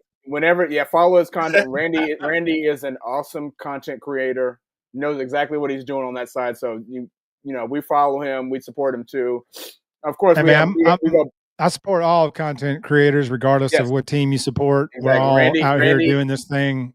Randy is together, the guy. So Randy's the guy. We got text messages from Randy. Randy gives us knowledge. We talk to him about certain things, and we very all have influential off of the air. Yes, Randy's very influential. Randy's a good guy. So awesome dude. So Randy, thank you for joining us tonight. We appreciate you, man. What is this, Cat? Roll Tide, Randy. Cat, don't join this group. Don't join this group. So Pinky's out. Jeff was yeah. I did. Dry heave. I did. I wasn't Randy, prepared Randy for was D-Day, finger so of stink. Randy will be on Wednesday at 6 p.m. Central Time. 6 p.m. Central Time. Yeah, excellent content. And that's a great point too, Kat. They fought for Nico. Yeah. And look, guys, if you're with your girlfriend and she don't fight for you, you don't fight for her. Okay, let that woman go. That's just a PSA. Learn what the universe is telling you. I ain't got no. I don't know what to say anymore. You're married and you don't have a girlfriend. So I wonder if this whole Nico nobody wanted to answer that question. You guys just pretended like I wasn't there for a minute. Like, oh, crickets. I wonder if there's no Nico's. So who's next on Tennessee's QB chart? Like, who's going to be Austin Mack? Oh, I see what you're doing, Jeff. I see what you're doing. That would be interesting because Austin Mack's like, look, I know they need a quarterback.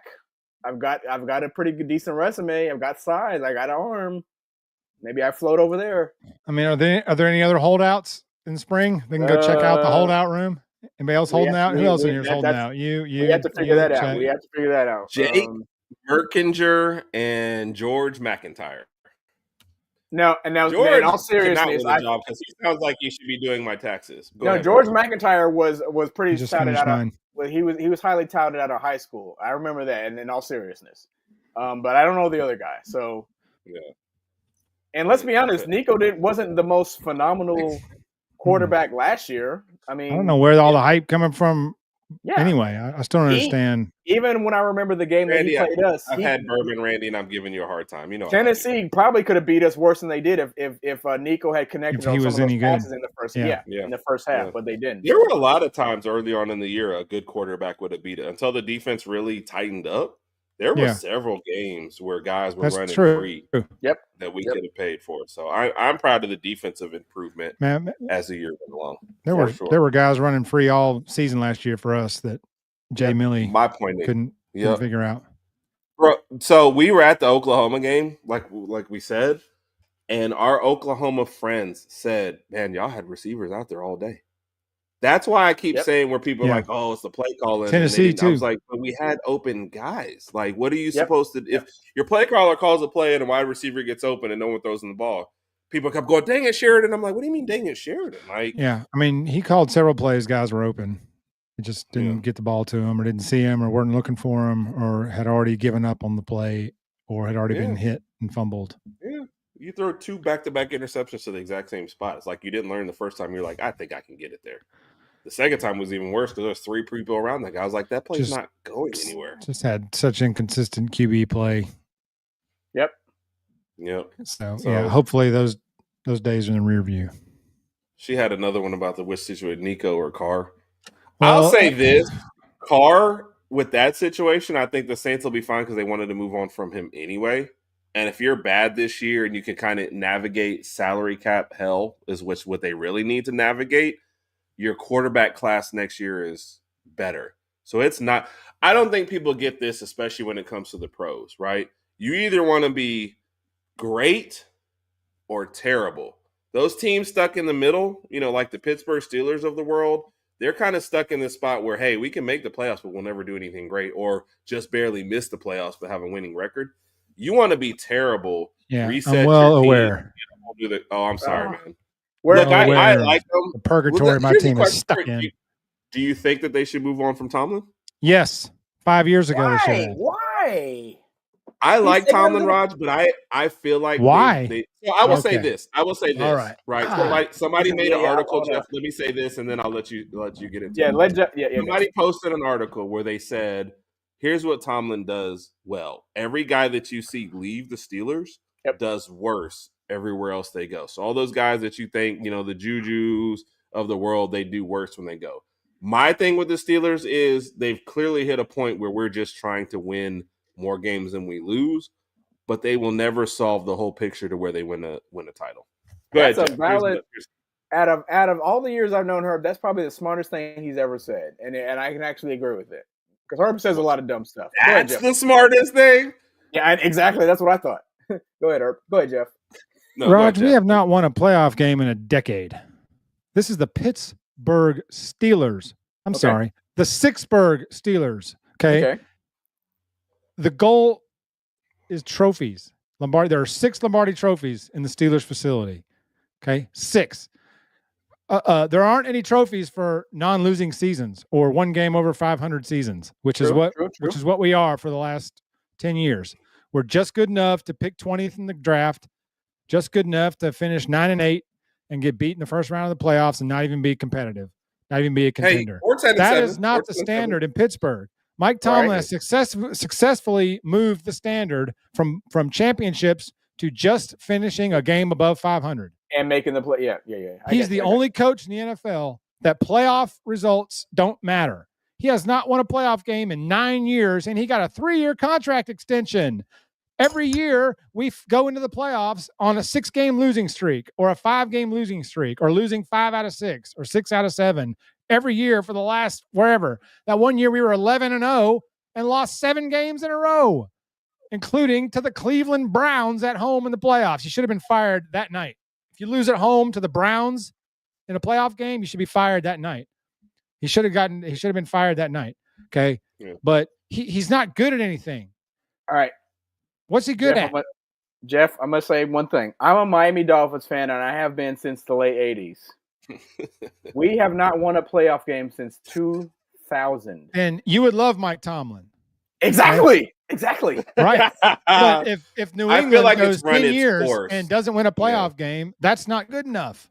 Yeah. No, that's true. That's right. I feel like if I'm the Steelers, I would have moved on at this point because they've kind of just reached that spot where never had a losing streak is the goal. And I feel like Pittsburgh is wasting a window with a championship level defense. And at some point, if you don't solve the other side, whoever the coach is, your coach is a defensive coach and he can't solve the offensive side, something else has to happen. So thank you. I'm a Tomlin fan. I love Tomlin. And I think he is a fiery coach who gets the best out of people. But at some point, you got to fall on your sword and something's got to change. He does not get the best out of him anymore. He has butchered the quarterback situation at a Hall of Fame level. Yeah, like as bad as you can. He has fumbled. How much do you blame your GM though? How much do you? Well, I blame both of them because the GM that just left drafted Kenny Pickett in the first round. Okay, yeah, that tells you all you need to know. You feel like about they did that for predictions. Narratives versus right. They thought they knew something nobody else did because he was in the same building for 5 years, and it turns out he couldn't play either. But Tomlin can't develop quarterbacks.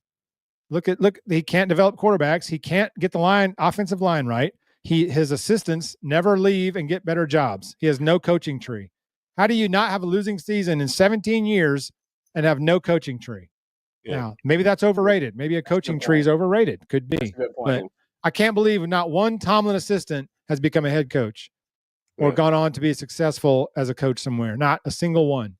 He's just it's because the Rooneys are in this. They don't like it's easier just to keep them around. We're fine. We won 10 games. We made the playoffs. Let's keep them around. It's fine. A lot of these other teams aren't even doing that. So here's a 3-year contract extension.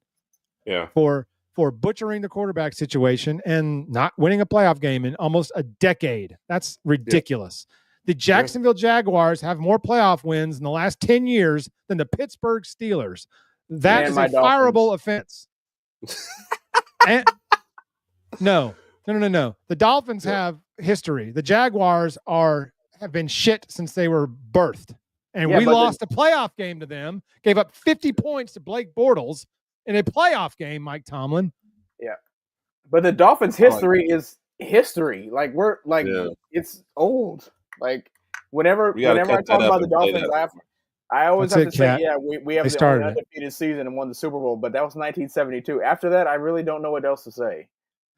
Yeah. I mean, there's not much. There's a Dan Marino career, but the problem with him was Dan Marino will always be my favorite quarterback all the time. He's always going to be there. But, never had they ran into the Bills. Running back they just had the bad luck of having to play at Buffalo in that 4-year stretch and couldn't play in the cold weather. That's true. That's true. And, they've got the weapons offensive now.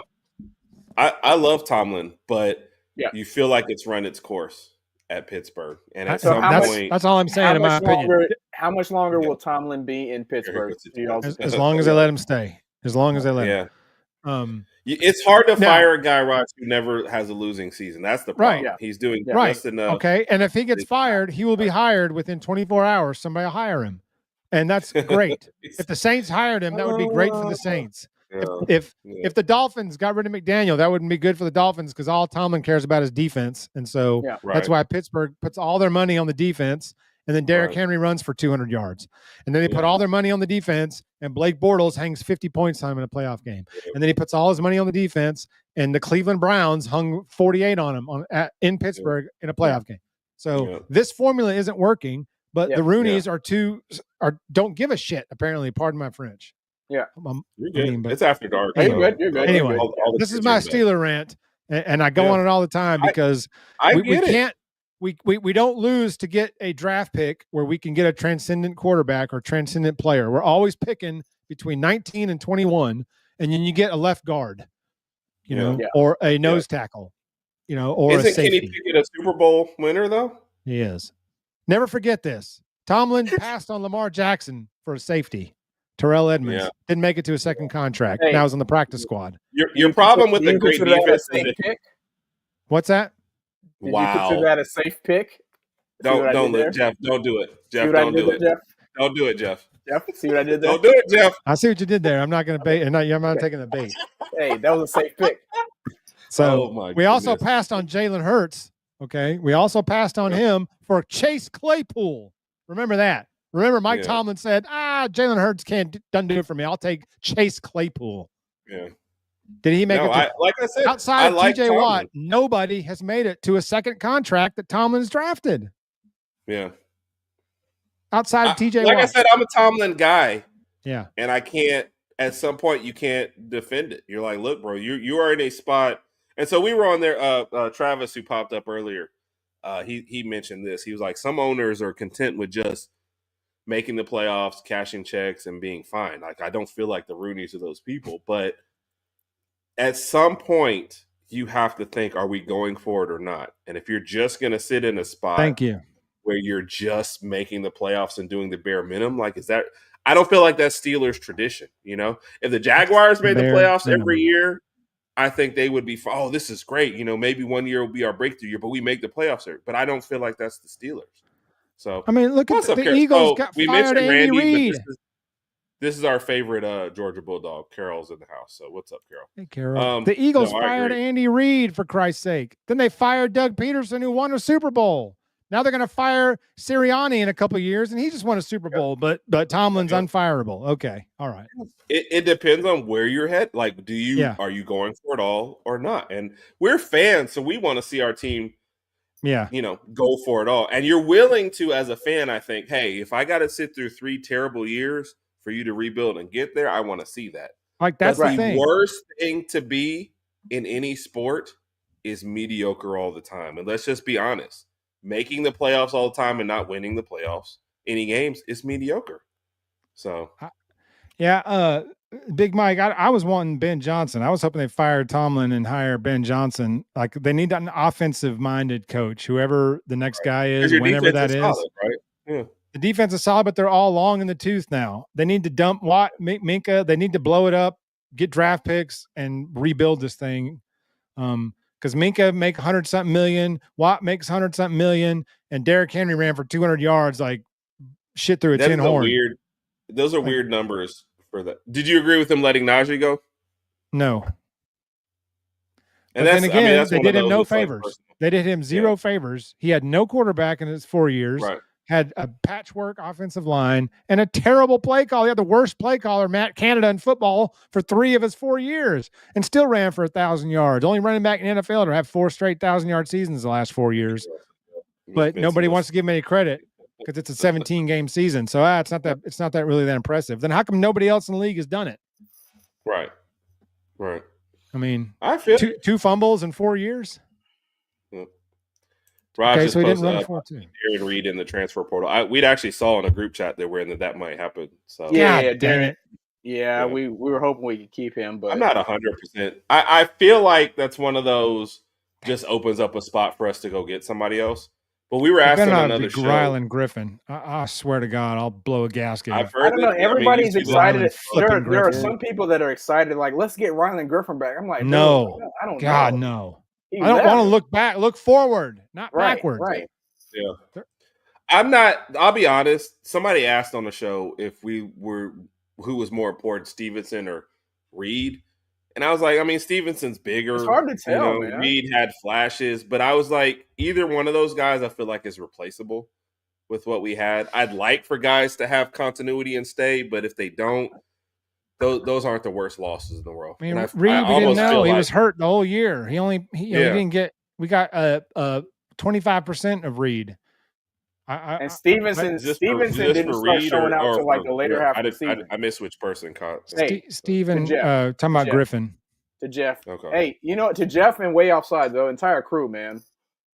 Thank you. Sorry to interrupt you, Jeff, but to Jeff and the Way Offside's crew and everything they're doing on social media. We appreciate you guys. Appreciate that. And they're good people over there. You're muted. You're muted, Herb. Mute. You're muted.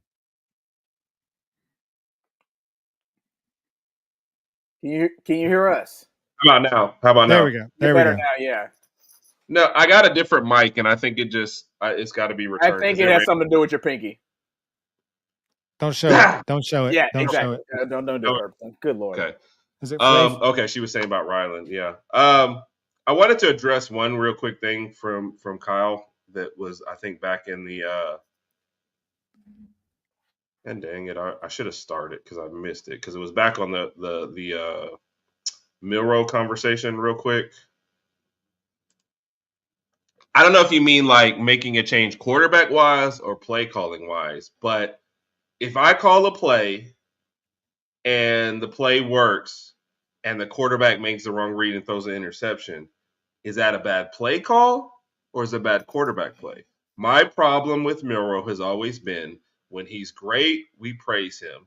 When he made a mistake, we said the play calling was terrible. Oklahoma sold out on the run. They shut that part down. Receivers were open. So if the argument is, hey, you're trying to make the quarterback throw and it's not working, then that's a quarterback issue. Not a play. And I'm not, look, to anyone who says Sheridan need to go, guess what? They had a chance to just keep Sheridan, and they went and dragged Grubb back. Even when he said no, and I guess his wife said no, and they still said, look, you're coming to Tuscaloosa. They still came back. That, to me, tells me they think it was a Sheridan problem also. I don't think from conversations we had. Thank you, Jeff. Go ahead, Jeff, because that was going to be my point. Exactly. He couldn't do that last year. This year he can. Yeah. Last year if he had pulled the quarterback last year, everybody in Tuscaloosa would have got on his butt, and he would have got scrutinized. He had no choice. He just had to the team would not have backed it. You saw Saban pull the quarterback once, and the team didn't play. Exactly. That's everybody why. From stuff that we've heard. Exactly. Yep. And this wasn't DeBoer's team last year. He was just Yes. Go ahead, Jeff. Entitled. He was the coach. Yes. Jeff was entitled. He was just trying to ride it out last year. He's just the last 4 games. I can live with that. Now this year, to Jeff's point from way earlier today, he said, "Listen, this is my first full year. Yes. We're gonna get things cracking this year." So we had a good year offense. One started the second that Michigan game ended. We got a good wide receiving core, returning defense, new offensive coordinator. Everything is going to look different and should look different this year. Bingo. With that system being said, is in place now. Herb and I will be there from day one.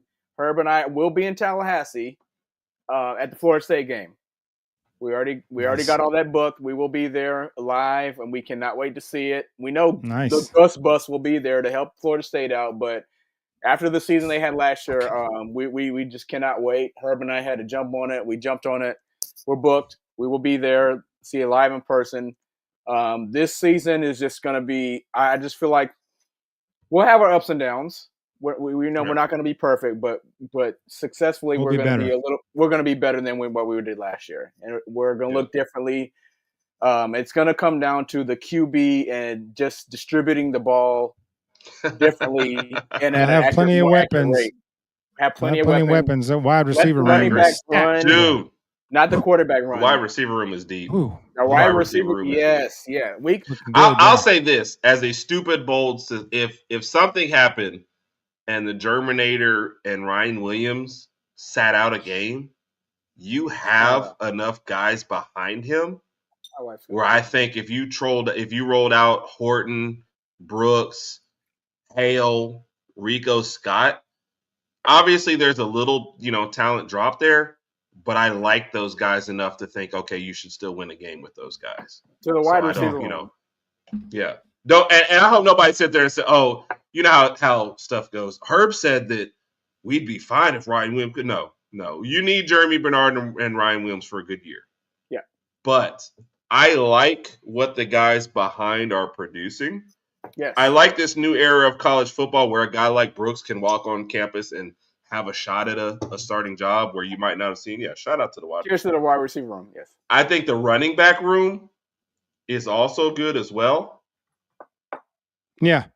So there's Jeff, some we're gonna answer home run hitters. Yeah, I agree. We're gonna answer one more question, Jeff, that I started, and then we'll get into your thoughts and kind of wrap up your thoughts for next year, and we'll kind of wrap up. So, and Randy, I missed the comment. You said something that you were wrong about, so I don't know if that was to us or not. Saw him on the thing. I think I forget which the linebacker that's going in the draft was on the thing with him, and he was shouting him out. So, I just like Terrion Arnold, man. I like his demeanor. I like how he improved over the year. I'm sorry, to become like instead of CB2 he went to CB1. So he's something out there. And Kat, I didn't get close enough to ask or to slip your phone number to him, but man, I'm a huge Terrion Arnold fan. So Kat on one of our shows last year tried to give out her phone number one number at a time just to get. Hey, shoot your shot. Shoot your shot. Yeah, that's all you can do. Go for it. Yep. That's all you can do. The last question, I don't know how much we're really gonna say. Could y'all speak on Bond? I don't have all the facts. I mean, what do you want personally? That's I don't know. Yeah, basically. So that's a tough one. I don't like to speak on that, but that's a sensitive. You have to take the allegation seriously, and I don't know how you draft a guy like that. Right, the NFL doesn't like facts. The NFL doesn't think highly of that type of stuff, so that's a very sensitive subject, and I think it will affect the draft stock. So rightfully so. Yeah. I mean, if it's and there's look, let's take the dark view of it. People are like, oh, why is it coming out now? Does somebody have an agenda? No, look, if somebody had an agenda, they'd wait till he was drafted. Yeah. Okay. That's why he's turning himself in. So it don't pop out the week of the draft. Exactly. So he's getting out in front of it. Just turn yourself in now. Which is smart. Get ahead of the story. This doesn't pop up like what's his name, Laramie Tunsil with his bong mask, like the night of the draft. That was so weird. Yeah. I mean, respect but this for the to mask. me is like that's one way to smoke, but maybe not. Maybe not throw a camera and take a picture of it. Basically, which by the way, John Morant should be the poster child for this. For all you guys who are stars and have friends that want to post all your business, like get rid of those people. Yes. I don't know what they're doing or what you think they're doing for you. It's terrible, so to speak. Yes. Like I said, Herb, if information gets out, it's because someone wants to get it out. With the whole Nico situation at Tennessee, it's because somebody wants that. Oh yeah. Somebody that doesn't like Tennessee, Nico I leak that story. Yep. Yeah. If I'm Tennessee, I leak that story. Yep. Because when they find out Nico left, you want to let them know, hey, we were on the right side. 1,000%. Yeah. All right, Jeff, we were going to end the show with some takes for next year. Here's the question. Roger and I've kind of given it. Yep. What do you think? Appreciate you, Jimmy Page, for stopping by. Jimmy, thank you so much. This question also. Thank you, Jimmy. Jimmy, Herb and his pinky. What do you got? Anything less than 10 wins is a failure. Agreed. 10 wins in a playoff berth, especially if they're going to have 80 teams in the college football playoff now. Yep. Agreed. They're going to saturate it and saturate it and saturate it. There were clearly not 12 playoff teams last year, but they're going to add more because they can't help it. Which is terrible. They want money. They want money, money. Yes. It's all about money. All your lower seeds lose, and they think, let's get more lower seeds. And it's not even you guys are kidding, right? And the stupid group of 5 BS, they should never get in a playoff. They're never going to win anything ever. You can't. We got to be fair to the group of 5. No, you don't. They can go play their own playoff. That's what I would do. my own playoff. Group of fives get in the playoffs and get slaughtered. Boise State had a bye week and a 4 seed playing a Mountain West schedule. And I love Boise State. My dad played football at Boise State. That's where I'm from, is Boise, Idaho. Oh, wow. But they did not have any business being in the playoffs and a 4 seed and a bye week. Come on. They played a Mountain West schedule. Come on. And then Hey, Carol or Randy, if y'all are picking 10 wins, what 2 games do you think Georgia loses? And I'm picking 10 wins for Georgia also, by the way. And hey, there's an article out, CBS Sports, that we covered last week or the week before. I'm going to go 9. They had Georgia losing 1 game to Tennessee, which I thought was Georgia's big question coming up is their offense. Like, we saw Gunnar Stockton play a few games last year, but we're not sold on that yet. So we have absolutely no idea what their offense is going to look like next year. And that's why I say when we go to Athens next year, I think we'll have the advantage. Defensively, Carol, it's going to be awful. Agreed. Defensively, I think it could be match to match, but offensively, I think we'll have the edge there. So I think we can win in Athens. And I feel like all right, Randy, we'll tune in with you later. Yeah, we appreciate Randy. Randy, we appreciate you, and that's why I feel like the road games next year can come down to South Carolina and Auburn. Auburn just because weird things happen there in South Carolina what's up? Title in the chat. Title. Nobody bumped into me, so I still have a title. You said you still don't have one, Jeff? I don't have one. How do I get one? Jeff, when are you going to be at Birmingham or next? This is what I do have, though. Terrible towel for Pittsburgh.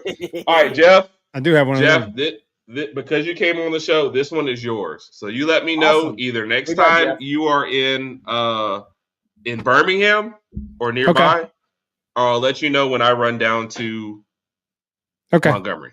Yeah, and we'll link up. That one is yours right there. AKA deal. Thank you. Yeah. The Gump Town, baby. All right, guys. Last question for both of you guys. Then, if Alabama goes 10-2, what are the 2 games they lose next year? Go ahead, Jeff. I'll let you go first. I don't have the schedule. I like Freeman as the coach, by the way. So your road games. Well, I don't have the order, but your road games, the tough Georgia, South Carolina, and Auburn, and of course you have Tennessee, LSU at home, Vanderbilt at home. Do we have Missouri again? Was Missouri on there again? We played. Oh no, because we played Missouri at home. So I guess maybe we go to Missouri's Missouri. A road game. Yeah. I could see Carol, I agree with this. That's why I thought the right. article was crazy. Go ahead. I could see us losing the road to South Carolina. Yep. That's one of mine. That's gonna be a tough game. Sellers is a baller. Yeah. Yep. Man, I don't know. Probably Jordan Hare, maybe. I mean, I could see us losing that game. As crazy as games go in that stadium. Those are mine too as well. South Carolina and Auburn. Hold me hostage, give me 2. I'd say South Carolina, and Auburn. I can't see us losing. So you think we win at Georgia? Okay, I think we win. Georgia's at Georgia, also a road game. But again, this is no disrespect to Georgia. I'm not saying they're going to be a bad team, but I just feel like offensively we'll be a little more ahead of them, and defensively with our defense returning, we'll be able to match toe to toe with them. So yeah, I'm going to lean And with Auburn, it's not like Auburn's roster is going to be great. It's just like weird. No. It's just they're just weird stuff happens. There's just weird things happen, and we just play weird when we play. Auburn could start their punter at quarterback, and I'd be scared. Exactly. I mean, something would crazy. It has nothing to do with their roster. It's just the fact that we're playing there, which kind of makes me nervous. Maybe I'm underestimating Georgia. Like they don't strike as much fear in me as they did the last handful of years. Now that could be the natural unknown at quarterback thing, why I'm not really not fearing, but why they don't strike. I don't want to be disrespectful and say I'm not worried about Georgia. You're good. Georgia's still going to be Georgia. That's going to be a tough game, and that defense is going to be Georgia. I think Georgia's going to have well against Georgia. Georgia's still going to field a good team next year, and there's a good chance they make the playoffs. But I just feel like when we go there, I think we can win that game. But again, we'll see what happens. Who knows? Yeah. I don't think I'll get into the game, but I'm planning on going to Georgia for the atmosphere. For the atmosphere, stuff. So Carol and Randy, by the time we do the SEC previews, y'all have to make your choices later on the summer. So Jeff, will you be attending any games next year? I don't know. Normally those are a week to week thing. Understandable. If I get my hands on some tickets. Sometimes, like Ole Miss game a couple years ago, I wasn't planning on going to that, and a friend of mine at work called and said asked me if I wanted his tickets. He couldn't make it that weekend. Asked me if I wanted his tickets, and so I said, sure, why not? So a friend of mine and I went to that Ole Miss game, and I mean, it was fun being there. But about the third quarter, I was like, this reminds me of why I don't come to many of these, because we were in the upper deck on the metal bleachers. It was hot. The sun was out. Beer was $9.50 for a can of warm beer. And I was like, what am I doing? Like, nice restrooms, a couch. I've got alcohol at home. My wife's Bingo. my wife's mom and her stepdad, they have season tickets to the Dallas Cowboys games. Nice. You go to AT&T Stadium, a Miller Lite is like damn near $10 for one Miller Lite. One Miller Lite beer is like almost $10, and you get a margarita. It's like $20. Food, blah blah blah blah. So it's and then your wallet's hurting. I would be watching more of the jumbo screen than I would the real game. Yeah. If that's the other problem I hate about being games. Whenever a controversial play happens, you're doing this. Yes. Yeah, and Bama's got those for the 4 monitors in the corner, so you don't get like a straight-on big view. So you're either looking up or looking this way or trying to look across, or they don't show the replay often enough. My hope is that, and if it goes against your team, you don't get a replay. They just want you to just guess at it. So like I said, after the Florida State game, I told Herb this. I said, I hope we make it to the Cotton Bowl, because the Cotton Bowl is always out here in Arlington. If it's in Arlington, I'm going to that game. But we don't know what's going to happen. Several months from now. Sure. Jeff, man, we appreciate it. We've got the situations at home. Roger's gonna have to clear out there in a minute. Mom's taking over. Tell everybody what you got going on next as the leader and the true star. I don't know about all that. We're not going to tell. We claim it, Jeff. We claim it. According to HerbNRodg. And let me say this. According to this. Well, bro, we seriously appreciate you coming on. We do. Seriously. Thank you for having me. This has been great. Awesome, man. I've had several good laughs. This has been too fun. Yes. But Way Outsides, we go live on Thursday nights at 8:00 Central Time. It's myself, Cotton, Chris, Bill, although Bill's currently serving our country overseas, so he's been in and out the last few months. He'll be back on stateside. Shout out to Bill. Probably around September, I think, is when he's supposed to be back stateside. So shout out to Bill for doing what he does. We appreciate his service and what he does. But we go Thursday nights at 8:00. We're live. We interact. We have good time in the chat. Some of the chat folks get pretty nuts. Yes. I recognize some names in this chat. Cat Pool. Bama fans get nuts. Are you serious? Yeah. I found Bama fans to be the most reserved and logical fans on earth. We're so calm. Thank you, Keenify, by the way. I appreciate the sub. Yes, but yeah, we like, for example, last week we had Alabama's director of creative and marketing on, Preston Edelman. Saw that. Yeah. He's the one that produces the New Wave podcast that really that does all the recruiting graphics and all the social media graphics for all the players. He's like in charge of all of that. So we got a connection. We had him on. We're going to have a couple other guests. Cotton's actually had some back and forth going with Hayes Fawcett. We want to try to get him on the show. Cruz Auction Raider, nice. Twitter legend, Gump legend Cruz. He was on my Couchcasters podcast Cruz Auction Raider years ago. He was a great guest, man. He's a great Twitter follow too. Y'all go follow Cruz if you don't. He's pretty funny. But we have a good time, man. We go about an hour and a half. We're a lot like this. We try to have an outline of topics we want to cover. And then we end up hitting these branches, and we branch off into other things and whatnot. So to me, those are the best shows. To be honest. Yeah. I mean, we're just have some fun with it. Again, diehard BAMs. Yeah. Again, for anybody following Herb and I, to Jeff's point, follow them for the same reason.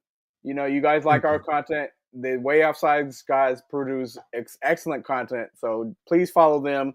Thank you. Way Outsides, Jeff, Cotton. There's 4 or 5 of them.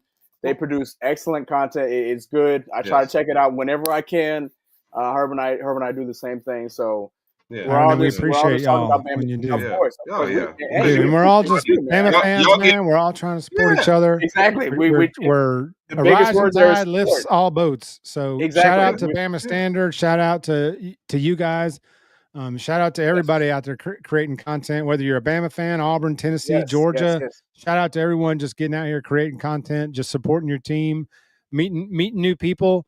Never would have gotten to know either one of these cats without getting in this content creation space and meeting new people and seeing people in the chat. This is going to create a bigger bond in the future because we're going to do more stuff with you guys, vice versa. Agreed. And we're just looking to build. We like talking about college sports. We like talking about. There's no wrong answers. There's no wrong opinions. There's just your own. So exactly. That's what we do. If you like what we all talk about, follow us. If you don't like what, then tell us. Lady Alpha. We're just hey, we're college sports fans. Kat, let me go ahead and tell you, everybody knows your name and everybody appreciates you. So you definitely do not harass. So you are, especially in the Alabama community, you are very famous. Shout out to the Georgia folks in here. I appreciate y'all coming in. Dude, I'm telling you, Carol has been a great supporter of us. My mom's name's Carol. Randy earlier. Randy has been a great supporter. Randy was honestly, people don't know this, one of the first people to help us kind of laser focus our podcast. Yes, Randy gave us. We used to talk about a lot of NBA playoffs this time of year. And Randy, without saying it, was like, dude, what do you guys actually like to talk about? Right. And so it's kind of been narrowed to Alabama football and, a little bit of Alabama basketball and the rest of the stuff is like, hey, if we got an extra show to talk about that, fine. Right. It was interesting for Herb and I. Actually love. It was interesting for Herb and I because with us growing up, military background, we love football, basketball. We love all types of sports, all types of leagues. Same. So when we moved to Alabama, it's like, okay, Alabama football. So then Randy was like, if you're going to do the YouTube, whatever podcast, you have to focus on one thing and have a niche. Yes. And Randy kind of let us know that, he informed us about that, and that's what we did. But we still we love Alabama football, obviously, but we like NBA. We like this. We like this. We like this. But Randy kind of led us down the right road, and Randy gave us a lot of good insight. Again, Randy's a Georgia fan, but he's a good guy. Excellent, excellent, top-notch content. He knows what he's doing from the content creator side. Follow him. Again, if you don't like what he's doing, then you don't have to. Whatever. You don't have to watch. We follow him. We support Randy.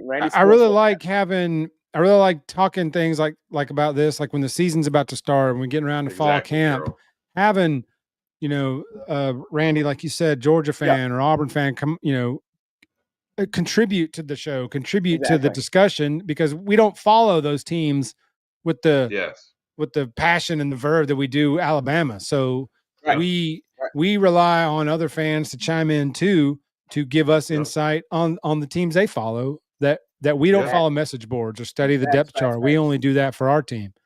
And so it's nice having other perspectives of other fan bases, offer their opinions, whether we agree or disagree. That's beside the point. Exactly. Yeah. That's what we do in our summers, actually, is we're starting off with an LSU fan, but we had, like last year, we had Colorado, Georgia, Oklahoma, USC. We had people on from all these different teams. I love There's not a lot of Alabama news all summer. Let's just be honest. Right. So we call in other teams to go lots ahead and of do Brooks that. had a great catch at practice. Okay, we get it. Which, by the way, that was the poster that I took around and had guys sign. Like I said, that's where Isaiah Horton was my favorite, and AK Deer, those guys. But everybody was great. Had the whole line. Watch out for AK Deer. That guy's going to be a beast. Dude, he was nice. I didn't talk enough about it, but the running backs, even in the little bits you could see today, smooth, good vision. We're better there, too. Hey, if I get outside, I'm going to do it. But if I need to hit this hole, I'm just doing it. If I got to get 3 yards on hitting this hole, I'm doing it. You saw some good things. Anyway, we got to wrap it up. Jeff, like I said, man, you're doing us a favor.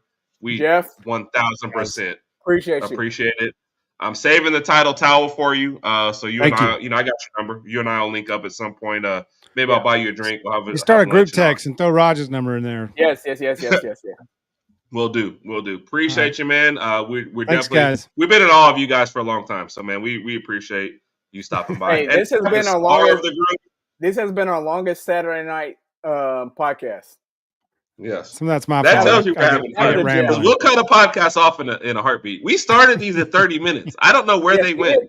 I don't know what It's happened. impossible. They You went can't do a 30 show in minutes. 30 minutes. They went to 45 minutes. Then they went to like an hour. Now You can't do it in 30 Lord, minutes. You have to 2 do a hours. show No. and then break it up into 30-minute clips and then post them. Well, That's you see the how way many can do a tangents. 30-minute podcast.